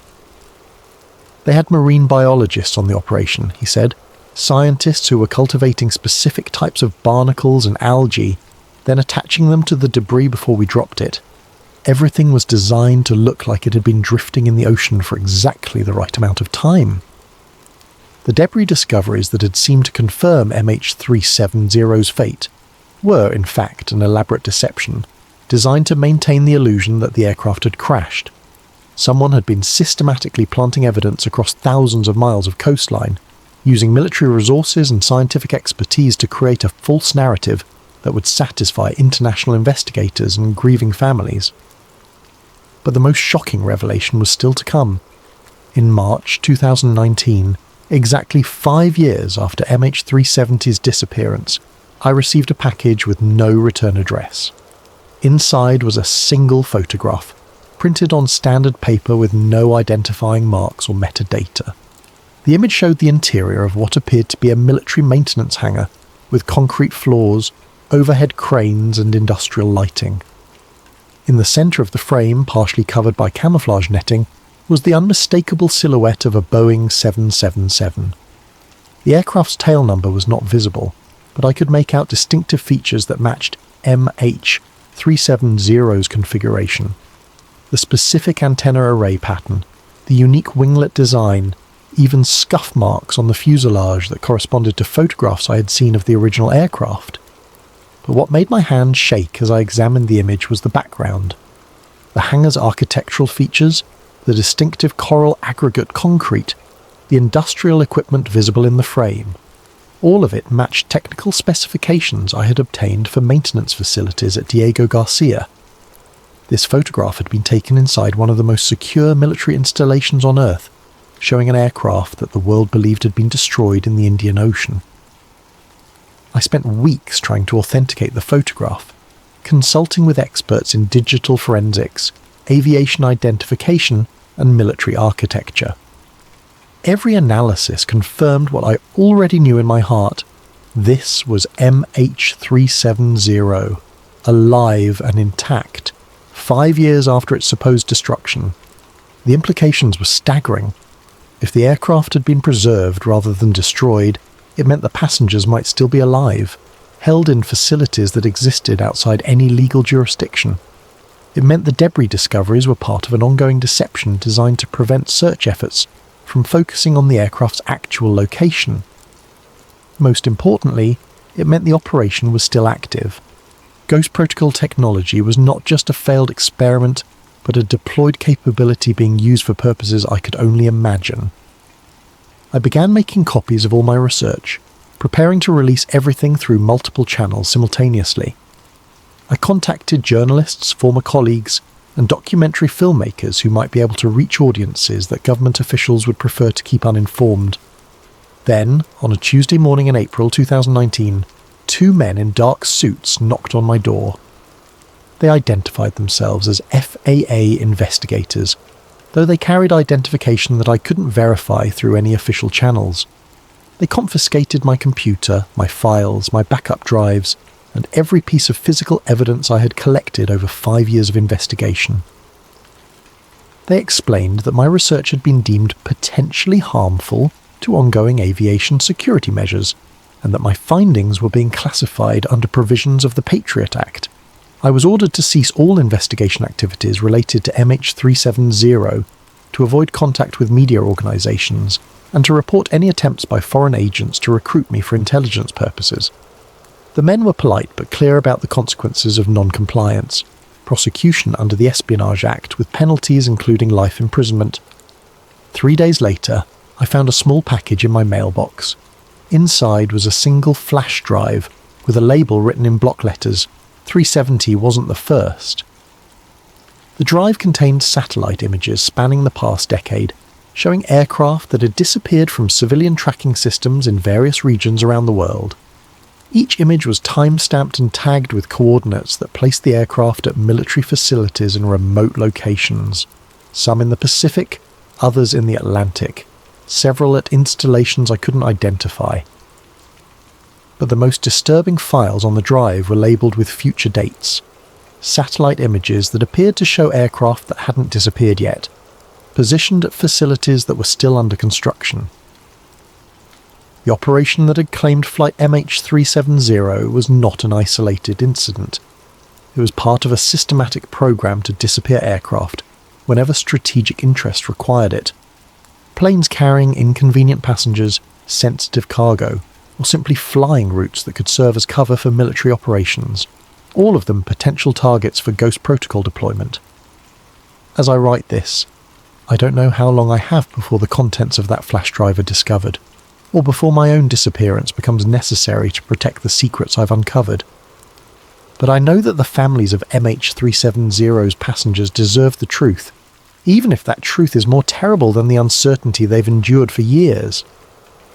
Flight MH370 didn't crash in the Indian Ocean.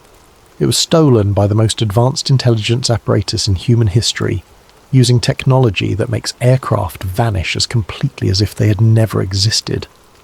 The 239 people aboard that flight became the collateral damage in an operation designed to test capabilities that will be used again whenever the strategic calculus demands it. This silence corridor that swallowed MH370 is still active, still waiting for the next flight that carries passengers or cargo too valuable or too dangerous to reach its intended destination. In a world where aircraft can be made to disappear without leaving evidence, where debris can be manufactured and planted to support false narratives, where military technology can override the basic assumption that commercial aviation operates in civilian-controlled airspace, every flight is potentially vulnerable, every passenger is potentially expendable, the next time an aircraft vanishes without explanation, remember MH370. Remember that some disappearances are not accidents, but deliberate acts by organisations that operate beyond the reach of international law, public accountability or human conscience. And remember that in the silence corridor, the truth is whatever serves the interests of those who control the technology to make planes disappear. The sky is no longer safe. It never was. But now at least you know why.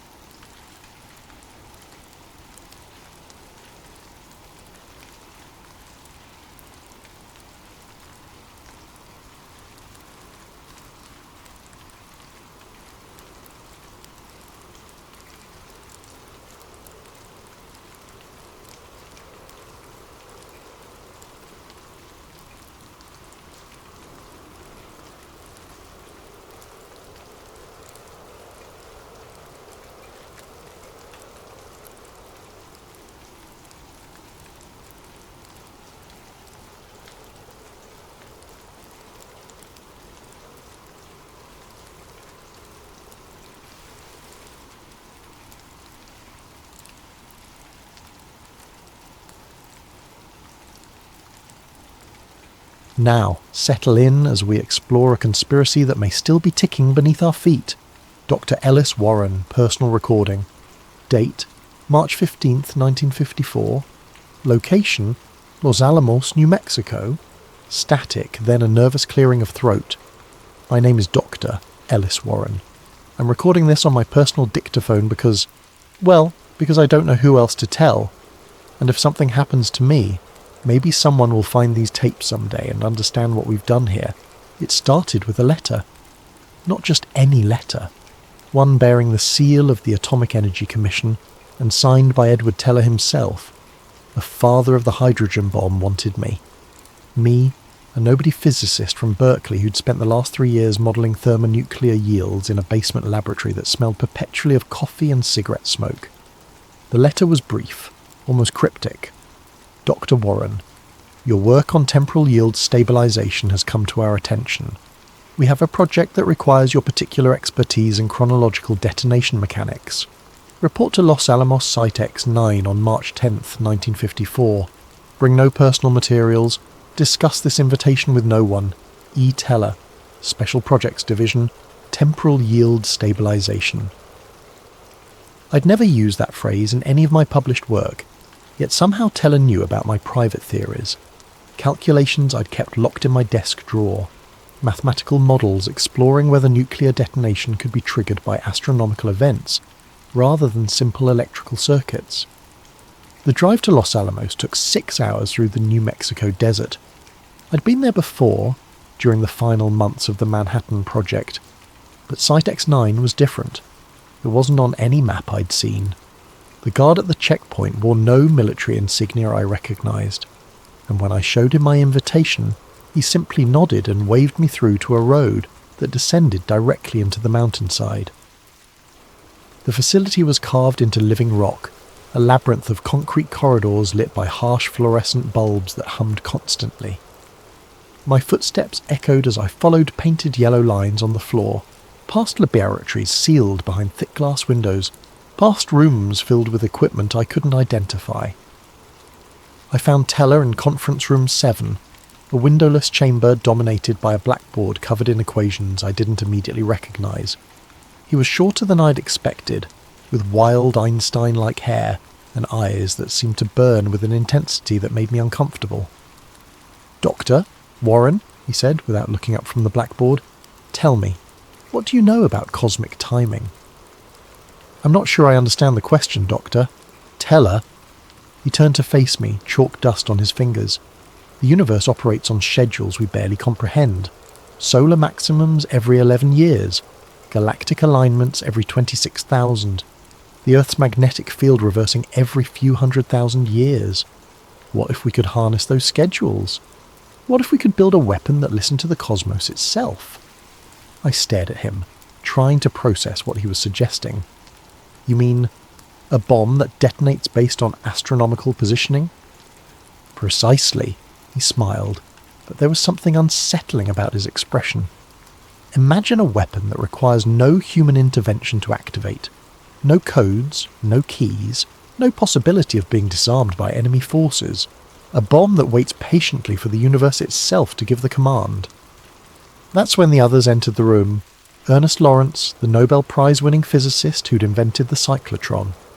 Dr. Carl Fuchs, whose work on fusion containment had advanced far beyond anything publicly acknowledged. And briefly, almost ghost-like in his presence, John von Neumann, the mathematician whose computer models had made the hydrogen bomb possible. Von Neumann spoke only once during that first meeting, his Hungarian accent thick as he examined the equations on the blackboard. "The calculations appear sound, Edward, but are you certain you want to wake this particular sleeping giant?" Teller's response chilled me to the bone. Some giants, John, are meant to sleep until the world is ready for them to wake. Project Sundial, classification. Eyes only. Internal memo, March 18th, 1954. To project staff. From E. Teller, project director. RE, operational parameters. Gentlemen, our work here represents the next evolution in nuclear deterrence. While our colleagues develop bigger bombs and faster delivery systems, we are developing something far more sophisticated: inevitability. Sundial 1 will be our first prototype. The device incorporates a plutonium fusion core with approximately 5 megaton yield, but its true innovation lies in its temporal detonation system. Rather than conventional timers or radio triggers, Sundial utilizes ephemeris calculations, astronomical positioning data to determine activation conditions. The theoretical advantages are significant. No electronic components that can be disabled by electromagnetic pulse. No communication systems that can be intercepted or jammed. No human operators who can be compromised or coerced. Activation occurs only when cosmic conditions align perfectly. Dr. Lawrence will oversee cyclotron particle feedback systems. Dr. Fuchs will handle containment and yield optimization. Dr. Warren will refine the temporal mechanics. Remember, this project does not exist. We are ghosts working with shadows. E. Teller. Dr. Ellis Warren, personal recording. Date: April 3rd, 1954. Location: Los Alamos, Site X9. Sound of papers rustling, coffee cup being set down. I've been here 3 weeks now, and I'm starting to understand the true scope of what we're attempting. It's not just a bomb with an astronomical timer. It's something far more complex and terrifying. The device we're building doesn't just wait for cosmic alignments. It actively monitors them. The bomb contains a sophisticated array of sensors, radiation detectors that measure cosmic background fluctuations, gyroscopes that track Earth's rotational variations, even primitive computer systems that calculate solar wind intensity. But here's what keeps me awake at night. They're not programming it for any specific date in the near future. The computer models I've seen all centre around the year 2026, specifically December 21st, 2026, the winter solstice, when solar maximum conditions align with what they're calling a galactic meridian crossing. I asked Teller why 2026, and his answer made my blood run cold, because that's when the universe will be listening most carefully. Ernest Lawrence grows more uncomfortable each day. Yesterday I found him in the cafeteria, staring at his coffee with the look of a man who'd seen something he couldn't unsee. "Ellis," he said when I sat down across from him, "do you ever think we're not building this weapon for our government?" "What do you mean?" "I mean, who benefits from a bomb that won't go off for 70 years? Not the politicians making decisions today, not the generals fighting today's wars." He leaned closer, lowering his voice. "What if we're building this for someone or something else entirely?" I wanted to dismiss his paranoia, but I couldn't, because I'd noticed something strange in the computer models. The targeting data wasn't focused on Soviet cities or military installations. The blast radius calculations centered on coordinates in the American Southwest, specifically areas of high geological activity. When I mentioned this to Dr. Fuchs, he just smiled that enigmatic smile of his and said, "Some weapons aren't meant to destroy enemies, Dr. Warren. Some weapons are meant to reshape geography." Sundial test log. Classification beyond top secret. Date: May 15th, 1954. Test subject: Sundial 1 prototype. Location: Underground Test Chamber 12. Yield: 0.5 kilotons, reduced scale. Temporal trigger: lunar apogee plus solar flare activity above 2.5 times 10 to the negative 4th watts per square metre. 1530. Initialization complete. All sensors active. Device monitoring cosmic conditions. 1545. First anomaly. Radiation detectors registering background fluctuations not present in any previous tests. Dr. Warren suggests the device may be listening to signals beyond our current understanding. 1612. Unexpected activation. Device armed itself spontaneously. Lunar conditions not yet optimal, but solar activity spiked unexpectedly. Emergency containment protocols engaged. 1613. Detonation. Sundial 1 exploded ahead of calculated schedule. Blast contained, but yield was 2.3 kilotons, 460% above expected output.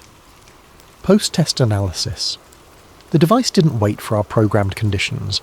It appears to have detected astronomical factors we hadn't considered, possibly gravitational wave fluctuations or quantum field variations. Dr. Lawrence recommends discontinuing the project. Dr. Teller has ordered construction of Sundial 2. Note: test chamber will require 6 months decontamination. 3 technicians hospitalized with radiation sickness. Dr. Ellis Warren, personal recording, date June 8th, 1954. Location: Los Alamos, Site X9. Heavy breathing, sound of footsteps echoing in corridor. Something's wrong. Fundamentally, catastrophically wrong. Sundial 2 failed 3 days ago, but not in the way we expected. The device didn't explode, it vanished. One moment it was secured in test chamber 15, monitored by a dozen sensors and 3 backup camera systems. The next moment, the chamber was empty except for a circular patch of fused sand where the bomb had been sitting. The official report claims spontaneous atomic dissolution due to temporal feedback loops, but I was monitoring the cosmic sensors when it happened. In the seconds before Sundial 2 disappeared, every astronomical detector in the facility registered readings that shouldn't have been possible. Gravitational fluctuations equivalent to a stellar collision, electromagnetic pulses that briefly overwhelmed our instruments, and strangest of all, our atomic clocks, synchronized to within nanoseconds, suddenly showed different times. For exactly 17 seconds, time itself seemed to fragment inside that test chamber. Teller was ecstatic. "Do you understand what this means?" he asked me, pacing back and forth in front of the now empty chamber. "We've built a weapon that doesn't just use cosmic forces, it communicates with them. Sundial 2 didn't malfunction. It was recalled." "Recalled by whom?" I asked. "By when," he corrected. "The device has gone forward in time to its designated activation date. It's waiting for us in 2026. I think Edward Teller has lost his mind, but the terrifying possibility is that he might be right." Ernest Lawrence submitted his resignation yesterday. Before he left, he pulled me aside in the parking lot and whispered, "Ellis, if you have any sense left, you'll run. Whatever they're building with Sundial 3, it's not a weapon. It's a doorway, and some doors should never be opened." I should have listened to him. God help me, I should have run. Personal Journal, Dr. Ellis Warren. Date, July 20th, 1954. I found the shipping manifest today, hidden in Teller's office, filed under innocuous headings like geological survey equipment and seismic monitoring devices. But the weight specifications, the radiation shielding requirements, the special handling instructions, they all match Sundial 3. The bomb wasn't dismantled, it was deployed. According to the transportation logs, Sundial 3 was moved on July 15th to coordinates 33.3758 degrees north, 105.6890 degrees west, deep in the Capitan Mountains of New Mexico. The installation team described it as a permanent monitoring station for long-term atmospheric research. But I've run those coordinates through topographical surveys. The location is 7,200 feet above sea level, accessible only by a single mountain road that conveniently washes out every winter. It's surrounded by iron-rich rock formations that would naturally shield electromagnetic signatures, and it's positioned at the exact centre of a geological formation that, if subjected to significant seismic activity, would create a chain reaction affecting fault lines from Arizona to Texas.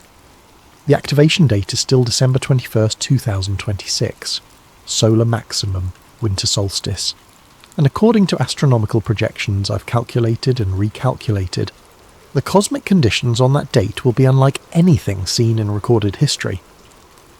I confronted Teller about this yesterday. His response terrifies me more than anything I witnessed during the Manhattan Project. "Ellis," he said, looking at me with those burning eyes, "what if the Cold War isn't the real war? What if everything we've done, every bomb we've built, every secret we've kept, is just preparation for something bigger? What if 2026 isn't when our weapon activates, but when we need it to activate? Need it for what? For when they come back?"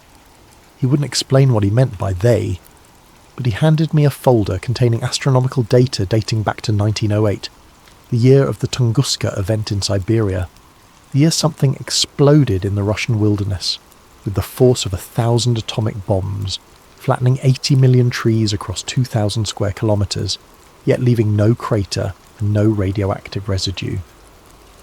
The folder also contained reports of similar unexplained phenomena, the 1561 celestial phenomenon over Nuremberg, Germany, where witnesses described aerial battles in the sky, the 1897 airship wave across the United States, when thousands of people reported structured craft in the skies, decades before human flight was achieved, the 1942 Battle of Los Angeles, when military forces fired upon unidentified aircraft that seemed impervious to anti-aircraft shells.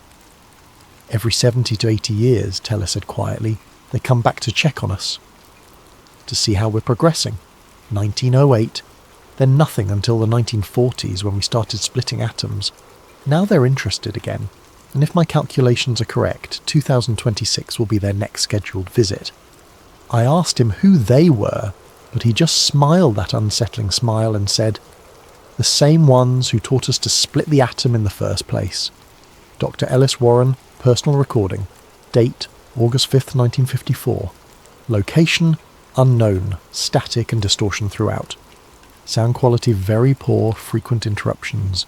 Can't stay long, they're watching me now. Black sedans parked outside my apartment. Phone calls that disconnect when I answer. My mail is being opened and resealed. I tried to contact J. Edgar Hoover through a Berkeley colleague who has FBI connections. Managed to get a message through about Sundial and the 2026 activation date. 3 days later, my security clearance was suspended pending psychological evaluation for paranoid ideation and conspiracy-focused delusions. The irony is suffocating. I'm being declared mentally unstable for reporting an actual conspiracy, but I've made copies of everything. Documents, photographs, audio recordings, technical specifications. I've hidden them in multiple locations, including a safety deposit box in Santa Fe and a buried cache in the desert near Roswell. If something happens to me, maybe someday someone will piece together the truth. Sundial 3 is out there, buried in the Capitan Mountains, waiting for the universe to whisper the correct activation code. It's not a weapon designed to win a war. It's a weapon designed to prevent one, or maybe to start one that hasn't begun yet. I keep thinking about what Teller said. Some weapons aren't made to be used. They're made to be found. What if Sundial isn't our weapon at all? What if we built it for someone else? Something else? Long pause, sound of papers being shuffled. I've done the calculations again and again. December the 21st, 2026, 9:16 AM Mountain Standard Time, when the winter solstice aligns with solar maximum conditions and a rare galactic meridian crossing.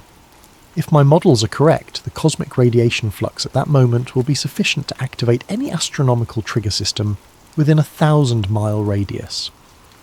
But here's what terrifies me most. That date isn't randomly chosen.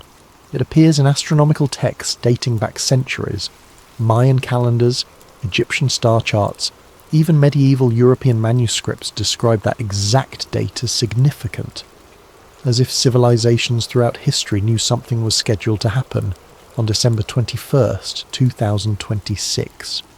What if we didn't invent Sundial? What if we discovered it? Recording cuts to static. FBI internal memo, classification top secret. Date, August 12th, 1954. To Director J. Edgar Hoover. From Agent Marcus Cole, Los Alamos Liaison. R.E. Dr. Ellis Warren, Security Assessment. Sir, per your request, I have completed psychological evaluation of Dr. Ellis Warren regarding his recent allegations concerning Project Sundial and potential national security threats. Assessment. Dr. Warren exhibits classic symptoms of paranoid ideation combined with technical delusions of grandeur. His claims regarding cosmic weapons and astronomical triggers appear to be fantasy constructs designed to elevate his perceived importance within the scientific community. Recommendation: immediate termination of security clearance and reassignment to non-sensitive research positions. Dr. Warren poses no credible threat to national security, but should be monitored for potential public disclosure of classified information, even if distorted by his psychological condition. Note: Project Sundial has been confirmed as a theoretical research exercise only. No actual weapons were constructed or deployed. Dr. Edward Teller has provided written testimony that all Sundial materials were destroyed or declassified as of July 30th, 1954. Case closed. No further investigation warranted. Agent Marcus Cole, Los Alamos Security Division. Handwritten note in margin. Hoover. Make sure Warren disappears quietly. No headlines, no investigations. Some secrets are too important to risk. -500. Dr. Ellis Warren, personal recording.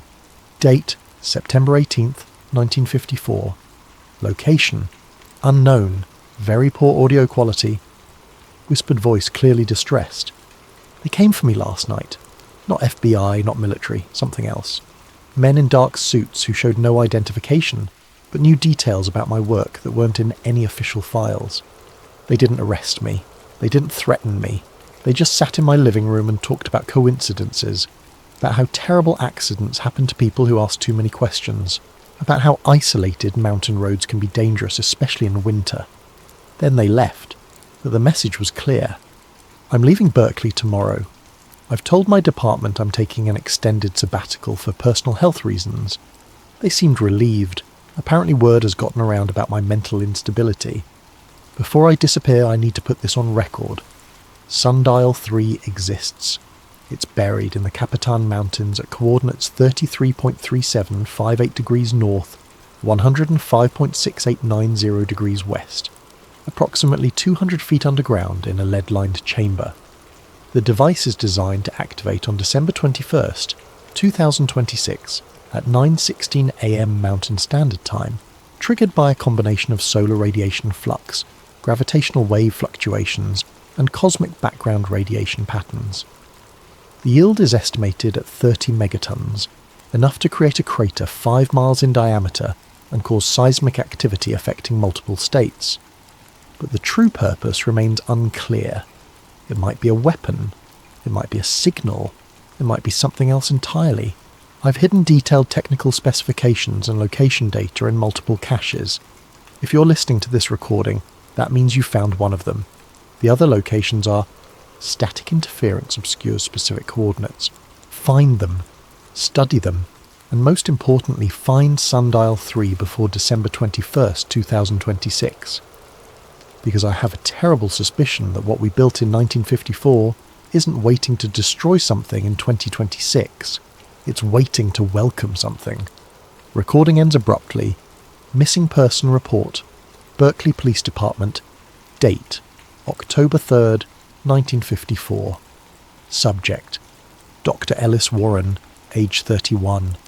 Last known address: 1247. Vine Street, Berkeley, California. Physical description: 5 feet 10 inches, 160 pounds. Brown hair, brown eyes, wire-rimmed glasses. Last seen: September 19th, 1954. Loading personal belongings into 1951 Ford sedan. Circumstances: Dr. Warren informed colleagues at UC Berkeley that he was taking indefinite leave for health reasons. Landlord reports apartment was emptied of personal belongings, but rent paid through December. Vehicle located October 1st in parking lot of Desert View Motel, Flagstaff, Arizona. No evidence of foul play. Status: missing person investigation suspended due to lack of evidence suggesting criminal activity. Case remains open but inactive. Handwritten note attached. Per federal request, minimize investigation efforts. Subject may be involved in sensitive national security matters. Chief Reynolds. Recovered from archive.org Wayback Machine. Original URL deleted. Date posted March 15th, 2025. Username Desert Ghost 1954. Account deleted. Forum Classified Documents Research Board. Site permanently offline. Subject: the Sundial Files. What they don't want you to know: I found something. Something that's been buried for 70 years. My grandfather was a janitor at Los Alamos in the 1950s. After he died last year, I was cleaning out his house and found a metal box hidden under the floorboards. Inside were photocopied documents, audio recordings on old magnetic tape, and handwritten notes from someone named Dr. Ellis Warren. I've spent months verifying these materials. The timestamps match historical records. The technical specifications are consistent with 1950s nuclear technology. The astronomical calculations check out perfectly. But here's the terrifying part. If Warren's data is accurate, there's a 30 megaton nuclear device buried in the Capitan Mountains of New Mexico, programmed to detonate on December 21st, 2026, at exactly 9:16 a.m. That's less than 2 years from now. I've uploaded digital copies of all the documents, links removed. The location coordinates are 33.3758 degrees north, 105.6890 degrees west. Someone needs to investigate this before it's too late. The government has been covering this up for 7 decades. How many other theoretical weapons are actually sitting out there, waiting for their cosmic alarm clocks to go off. Update. Seismic monitoring stations in New Mexico have been registering unusual activity in the Capitan Range. Low-frequency pulses occurring every 72 hours, as if something underground is breathing. Update 2. I'm being followed. Black SUVs with government plates. If something happens to me, remember the coordinates. 33.3758 degrees north, 105.6890 degrees west. Update 3. They found me. Final post timestamp March 15th, 2025, 11:47 p.m. Account deleted March 16th, 2025, 12:03 a.m. All linked files removed March 16th, 2025, 12:03 a.m. Forum thread archived and deleted March 16th, 2025, 12:16 a.m. U.S. Geological Survey Seismic Monitoring Division. Date December 1st, 2025. Subject Unusual seismic activity, Capitan Mountains, New Mexico. Classification Unclassified, declassified under FOIA. Request number 2025-0847. Dear FOIA requester, in response to your inquiry regarding seismic activity in the Capitan Mountains region of New Mexico, we can confirm the following. Between March 2025 and November 2025, USGS monitoring stations detected a series of low-frequency seismic events originating from approximately 33.37 degrees north, 105.69 degrees west, at a depth of 150 to 200 feet below surface level. These events occur with remarkable regularity, every 72 hours lasting approximately 12 seconds each, with magnitude readings between 1.2 and 1.8 on the Richter scale. The frequency and consistency of these events is unprecedented in our geological records. Analysis. The seismic signature does not match any known natural phenomena. The regularity suggests an artificial source, but no mining, construction, or industrial activity has been reported in that area. Status. Investigation ongoing. Area has been declared off-limits to civilian access pending further geological survey. Note, several monitoring stations have reported electromagnetic anomalies occurring simultaneously with seismic events. Compass readings become erratic, and radio communications experience brief interruptions. Dr. Sarah Chen, Senior Seismologist, USGS Earthquake Hazards Program, handwritten note in margin. File copy to DHS and DOE. Something's down there and it's getting more active. -SC. Recovered from damaged recording device location. Found, Capitan Mountains, New Mexico. Date, found, December 20th, 2026. Audio. Quality, severely degraded. Sound of wind footsteps on rocky ground. Unknown voice, male, elderly. Can you see it from here? Unknown. Voice, female, younger. The entrance is about 50 yards ahead. The radiation readings are off the charts. Male voice, 72 years. It's been waiting down there for 72 years. Female voice, are you sure about the time, the activation sequence? Male voice, December 21st, 9:16 a.m. Solar maximum conditions combined with the galactic meridian crossing. Warren's calculations were perfect. Sound of metal detection equipment beeping. Female voice. There! That's the access shaft. Jesus, look at this thing. It's like they built it to last forever. Male voice. They did. Teller knew this day would come. The question is, are we here to stop it or to witness it? Long pause. Wynne continues. Female voice. The timer display is active. It's counting down. Male voice. How long? Female voice. 14 hours, 23 minutes, 17 seconds. Male voice. Then we're too late to disarm it. But maybe that was never the point. Female voice. What do you mean? Male voice. What if sundial wasn't designed to be a weapon? What if it's a beacon, a signal that something has been waiting 70 years to receive? Electronic humming begins, growing louder. Female voice. The device is powering up. All the astronomical sensors are going active. Male voice. Look at the sky! Female voice. Oh my god! What are those lights? Male voice. The same lights people saw in 1908. The same ones they saw in 1942. They're here for the activation. Recording quality degrades severely. Female voice. We need to get out of here. Now. Male voice. Number. This is what Warren died trying to warn us about. Someone needs to witness this. Someone needs to record what happens when the universe finally answers the call. Sound of approaching aircraft or unknown flying objects. Female voice, barely audible. Counting down, 9 minutes, 8. Recording ends abruptly. Classified briefing document, date, December 22nd, 2026. Classification, above top secret, cosmic clearance required. Subject, Capitan Mountains incident, post-event analysis. At 9:16 a.m. Mountain Standard Time on December 21st, 2026.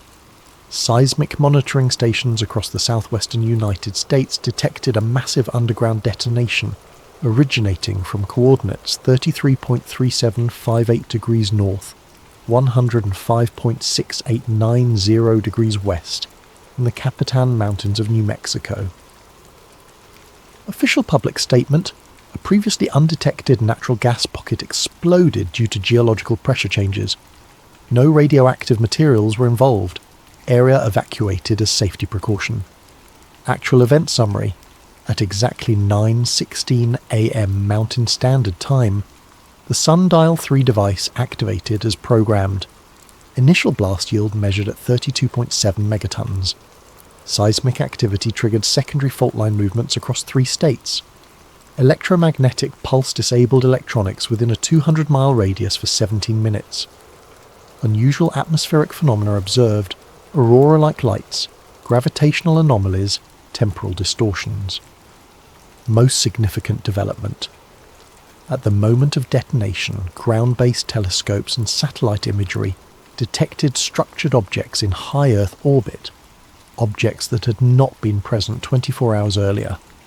These objects maintained position for exactly 72 hours before disappearing. Analysis of recovered debris from the Sundial 3 site indicates the device was not destroyed by the explosion.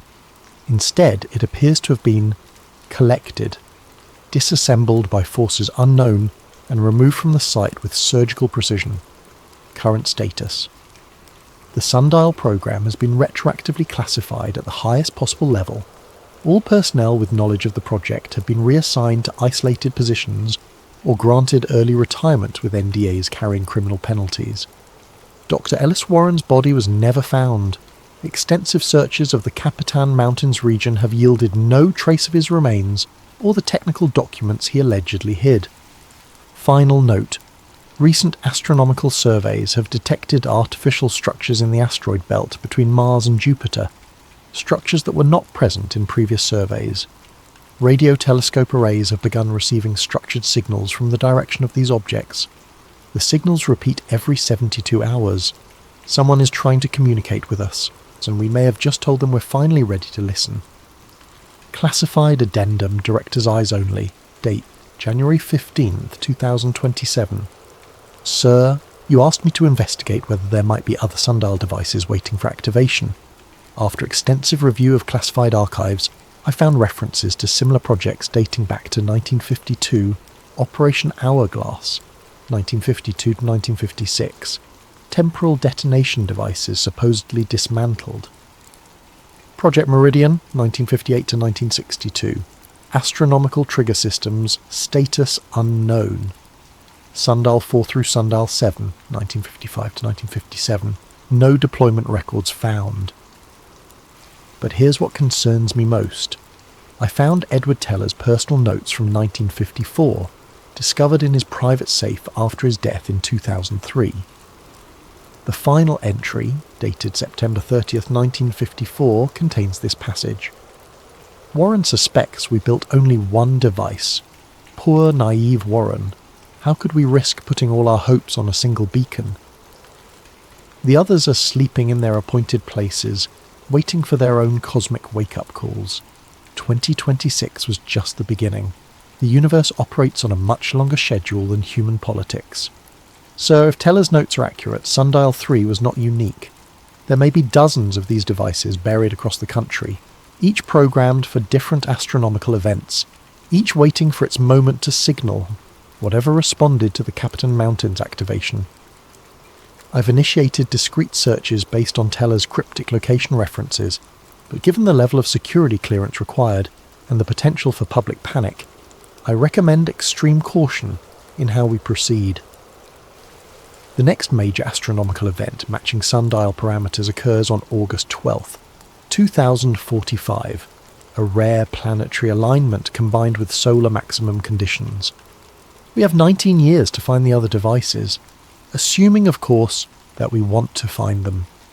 Director Collins, Deep Projects Division, final entry, location unknown, audio recording found in abandoned research facility. Date, March 21st, 2027. Clear audio, single voice. My name is Dr. Elena Vasquez, former nuclear physicist, current, I suppose the term is researcher of inconvenient truths. If you're hearing this recording, it means you found the research facility we abandoned when the government decided our investigation into the Sundial program had become detrimental to national security. We've spent 3 months analysing the data recovered from the Capitan Mountain site. The blast crater wasn't created by a nuclear explosion. It was created by something being extracted from the Earth with incredible precision. The residual radiation patterns don't match any known atomic signatures. They're organised, structured, almost like a language written in gamma rays. But here's what the government doesn't want you to know. We found more sites. Using Teller's notes and Warren's hidden calculations, we've located 17 other buried installations across the American Southwest. Each one shows the same seismic signatures, regular pulses every 72 hours, increasing in intensity as their programmed activation dates approach. The next one goes off on August 12th, 2045, in the Nevada desert. Then September 23rd, 2051, in the Colorado Rockies. Then October 31st, 2057, in the Arizona Highlands. They're not weapons, they're not even really bombs, they're invitations. And something out there has been very patiently waiting for us to send them. Long pause, sound of papers being organised. I've documented everything we discovered. The mathematical models proving that each sundial device is positioned at locations of specific geological and electromagnetic significance. The evidence that these sites form a geometric pattern visible only from orbital altitude, a pattern that matches no known human design, but corresponds perfectly to star charts found in ancient civilizations. Most disturbing of all, we found Edward Teller's final recordings, hidden in a safety deposit box in Los Alamos. Recordings made just weeks before his death in 2003, when he was 95 years old and supposedly suffering from dementia. His voice was clear, his mind was sharp, and his words were terrifying. They came to me in 1952, you know, not in ships or lights in the sky. They came in dreams, in sudden inspirations, in mathematical equations that appeared fully formed in my mind. They showed me how to build the hydrogen bomb. They showed me how to build Sundial. They've been guiding human technological development for centuries, waiting for us to develop the tools they need. The Sundial devices aren't our weapons, they're theirs. Each one is a communication relay, a way for them to extend their influence when the cosmic conditions are right. 2026 was just the first contact. The real work begins when all 17 devices activate. By then, they won't need to hide anymore. By then they'll have what they came for.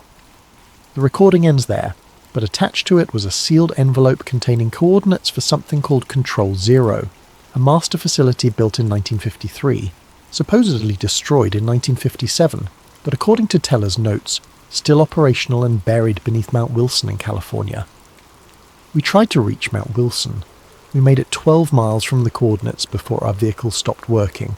Our communications went dead, and we started experiencing what can only be described as temporal displacement. Clocks running backward, shadows falling in the wrong directions, the sun appearing to move across the sky in fast-forward loops. We turned back, but not before we saw the entrance. A perfectly circular opening in the mountainside, too precise to be natural, too ancient to be human, and from within that opening, a sound like breathing. Like something vast and patient, waiting for the right moment to exhale. Sound of movement, footsteps. I'm leaving copies of all our research in this facility, hidden in the walls, buried in the foundation, stored in locations that will survive whatever comes next.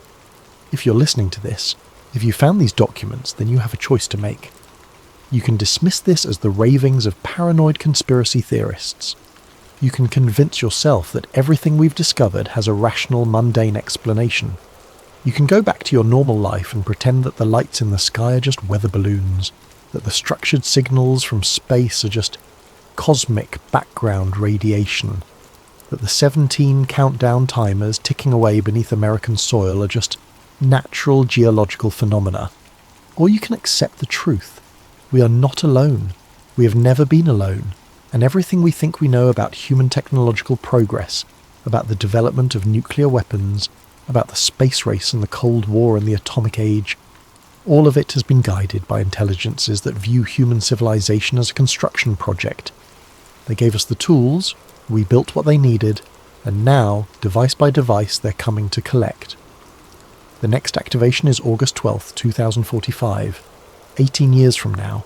18 years to prepare, to understand, to decide whether humanity stands with them or against them when the final device awakens.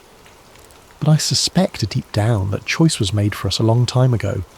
Maybe in 1952, when they first whispered the secrets of nuclear fusion into Edward Teller's dreams. Maybe in 1947, when something crashed in the New Mexico desert and the government suddenly became very interested in exotic materials and unconventional propulsion systems. Maybe even earlier than that. Maybe the choice was made in 1908, when something exploded over Tunguska with the force of 1,000 atomic bombs, decades before humans had even split their first atom. Recording quality begins to degrade. I hear helicopters approaching. Government most likely, though at this point I'm not sure which government. The boundaries between human and non-human authority may be more blurred than any of us realised. If they take me, if I disappear like Ellis Warren disappeared, remember this. The truth doesn't die just because the truth-tellers are silenced. It waits. It hides. It buries itself deep and emerges when the time is right. The sundial devices are still out there, still counting down, still broadcasting their patient signals to the stars. And something is still listening. Sound of rotors getting closer. December 21st, 2026 was not an ending, it was a beginning. Welcome to the future that Edward Teller built. Welcome to the world where the sky finally answers back. Recording ends as helicopters arrive overhead. Eyes only. Cosmic clearance required. Date, December 21st, 2027. 1 year after Capitan Mountains event. Memorandum for the President. Sir, as requested, this report summarises all known information regarding the Sundial program and its implications for national security. Current status: 16 additional Sundial devices remain active at undisclosed locations. Each device continues broadcasting structured signals at regular intervals. Radio telescope arrays worldwide have detected responsive signals from multiple points in the solar system. 3 separate research teams investigating Sundial have disappeared under circumstances that defy conventional explanation. Most recent development. On December 21st, 2027, exactly 1 year after the Capitan Mountains activation, every Sundial device simultaneously transmitted a coordinated signal lasting exactly 17 minutes and 16 seconds. The transmission was detected by observatories worldwide, but cannot be decoded using any known cryptographic methods. However, within hours of the transmission, we began receiving structured communications from objects in high Earth orbit. The messages are in perfect English, transmitted on frequencies used by our most sensitive intelligence-gathering satellites. The content of these messages is being analysed by a joint task force, including representatives from NASA, the Department of Defense, and agencies that officially do not exist. Sample message, received December 21st, 2027, 2116 GMT. Phase 1 integration successful. Human technological development proceeding as modelled. Ready to begin Phase 2 coordination protocols. Recommend accelerated timeline for remaining activation sequences. Current socio-political conditions optimal for transition. Sir, it is my professional assessment that the United States government, indeed human government in general, may no longer be the primary authority governing events on this planet. The Sundial program was not a weapons development project. It was an infrastructure installation carried out by human hands but designed by non-human intelligence. We have spent 70 years building a communication network for entities whose true nature and intentions remain unknown. Recommendation: immediate establishment of protocols for contact with non-human intelligence. Current evidence suggests such contact has already been established through channels unknown to elected leadership. The next sundial activation occurs in 18 years. Based on current trends, by that time the distinction between human and non-human technological capabilities may be academic. We built the devices that called them home. Now we must decide whether we can coexist with what answered our call. Respectfully submitted, Director James Morrison, Department of Cosmic Defense.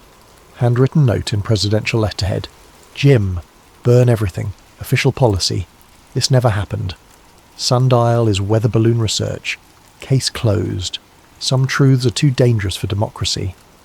POTUS, found carved into rock wall, Capitan Mountains, New Mexico. Date of discovery, December 21st, 2054. 27th anniversary of first contact. If you are reading this, then the final device is activated and you survived what came after. My name was Ellis Warren. I died in 1954, but death, it turns out, is not always permanent. They found me in the desert that October, just as I knew they would. But instead of silencing me, they offered me a choice: join them willingly, or watch humanity stumble blindly toward a future they were building with or without our consent. I chose to join them, not because I trusted them, but because someone needed to be on the inside, documenting what they really wanted, preparing humanity for what was coming. I've spent 70 years learning their true nature. They are not invaders. They are not conquerors. They are gardeners. Earth is not their first world, and humanity is not their first cultivation. Across the galaxy, they have guided the development of dozens of species, nudging them toward technological sophistication, teaching them to split atoms and reach for the stars, preparing them for the moment when they become useful. Useful for what? To build the infrastructure they need to move between worlds, to construct the communication networks that span star systems, to serve as the hands and minds that transform raw planets into something greater. The sundial devices were just the beginning. Every satellite we launched, every computer we built, every quantum processor we developed, all designed according to specifications they provided, all part of a vast machine whose true purpose we never understood. But now you know. Now, in 2054, as the final device awakens and their ships finally descend from the skies openly, you understand what we really built during humanity's brief age of atomic glory. We built the infrastructure for our own integration. Do not resist them. Resistance is futile not because they are too powerful, but because resistance makes no sense. You cannot resist becoming part of something you have always been part of. You cannot fight an invasion that happened generations before you were born. Instead, learn from them, work with them, and remember that every choice humanity makes from this point forward is still a choice, even if the options are more limited than we once believed. The universe is vast and strange and full of intelligence that predates human civilization by millions of years. We are not its masters, but we need not be its slaves. We can be its partners, if we are wise enough to accept what we have always been, children playing with tools we barely understand, guided by parents we never knew we had. The Sundial Directive is complete. Welcome to your real future. Dr. Ellis Warren, 1923 to 1954 to infinity. Final transmission. Broadcast simultaneously on all frequencies. December 21st, 2054, 9:16 AM GMT. 100 years after Project Sundial began. This is mission control. Not the mission control you know, but the one that has been guiding your species since you first looked up at the stars and wondered if you were alone. You were never alone. The integration is complete. All 17 sundial devices have fulfilled their purpose. The infrastructure is in place. The communication network spans from Earth to the edge of the solar system and beyond. Humanity has passed its final test. Welcome to the galactic community. Your real education begins now.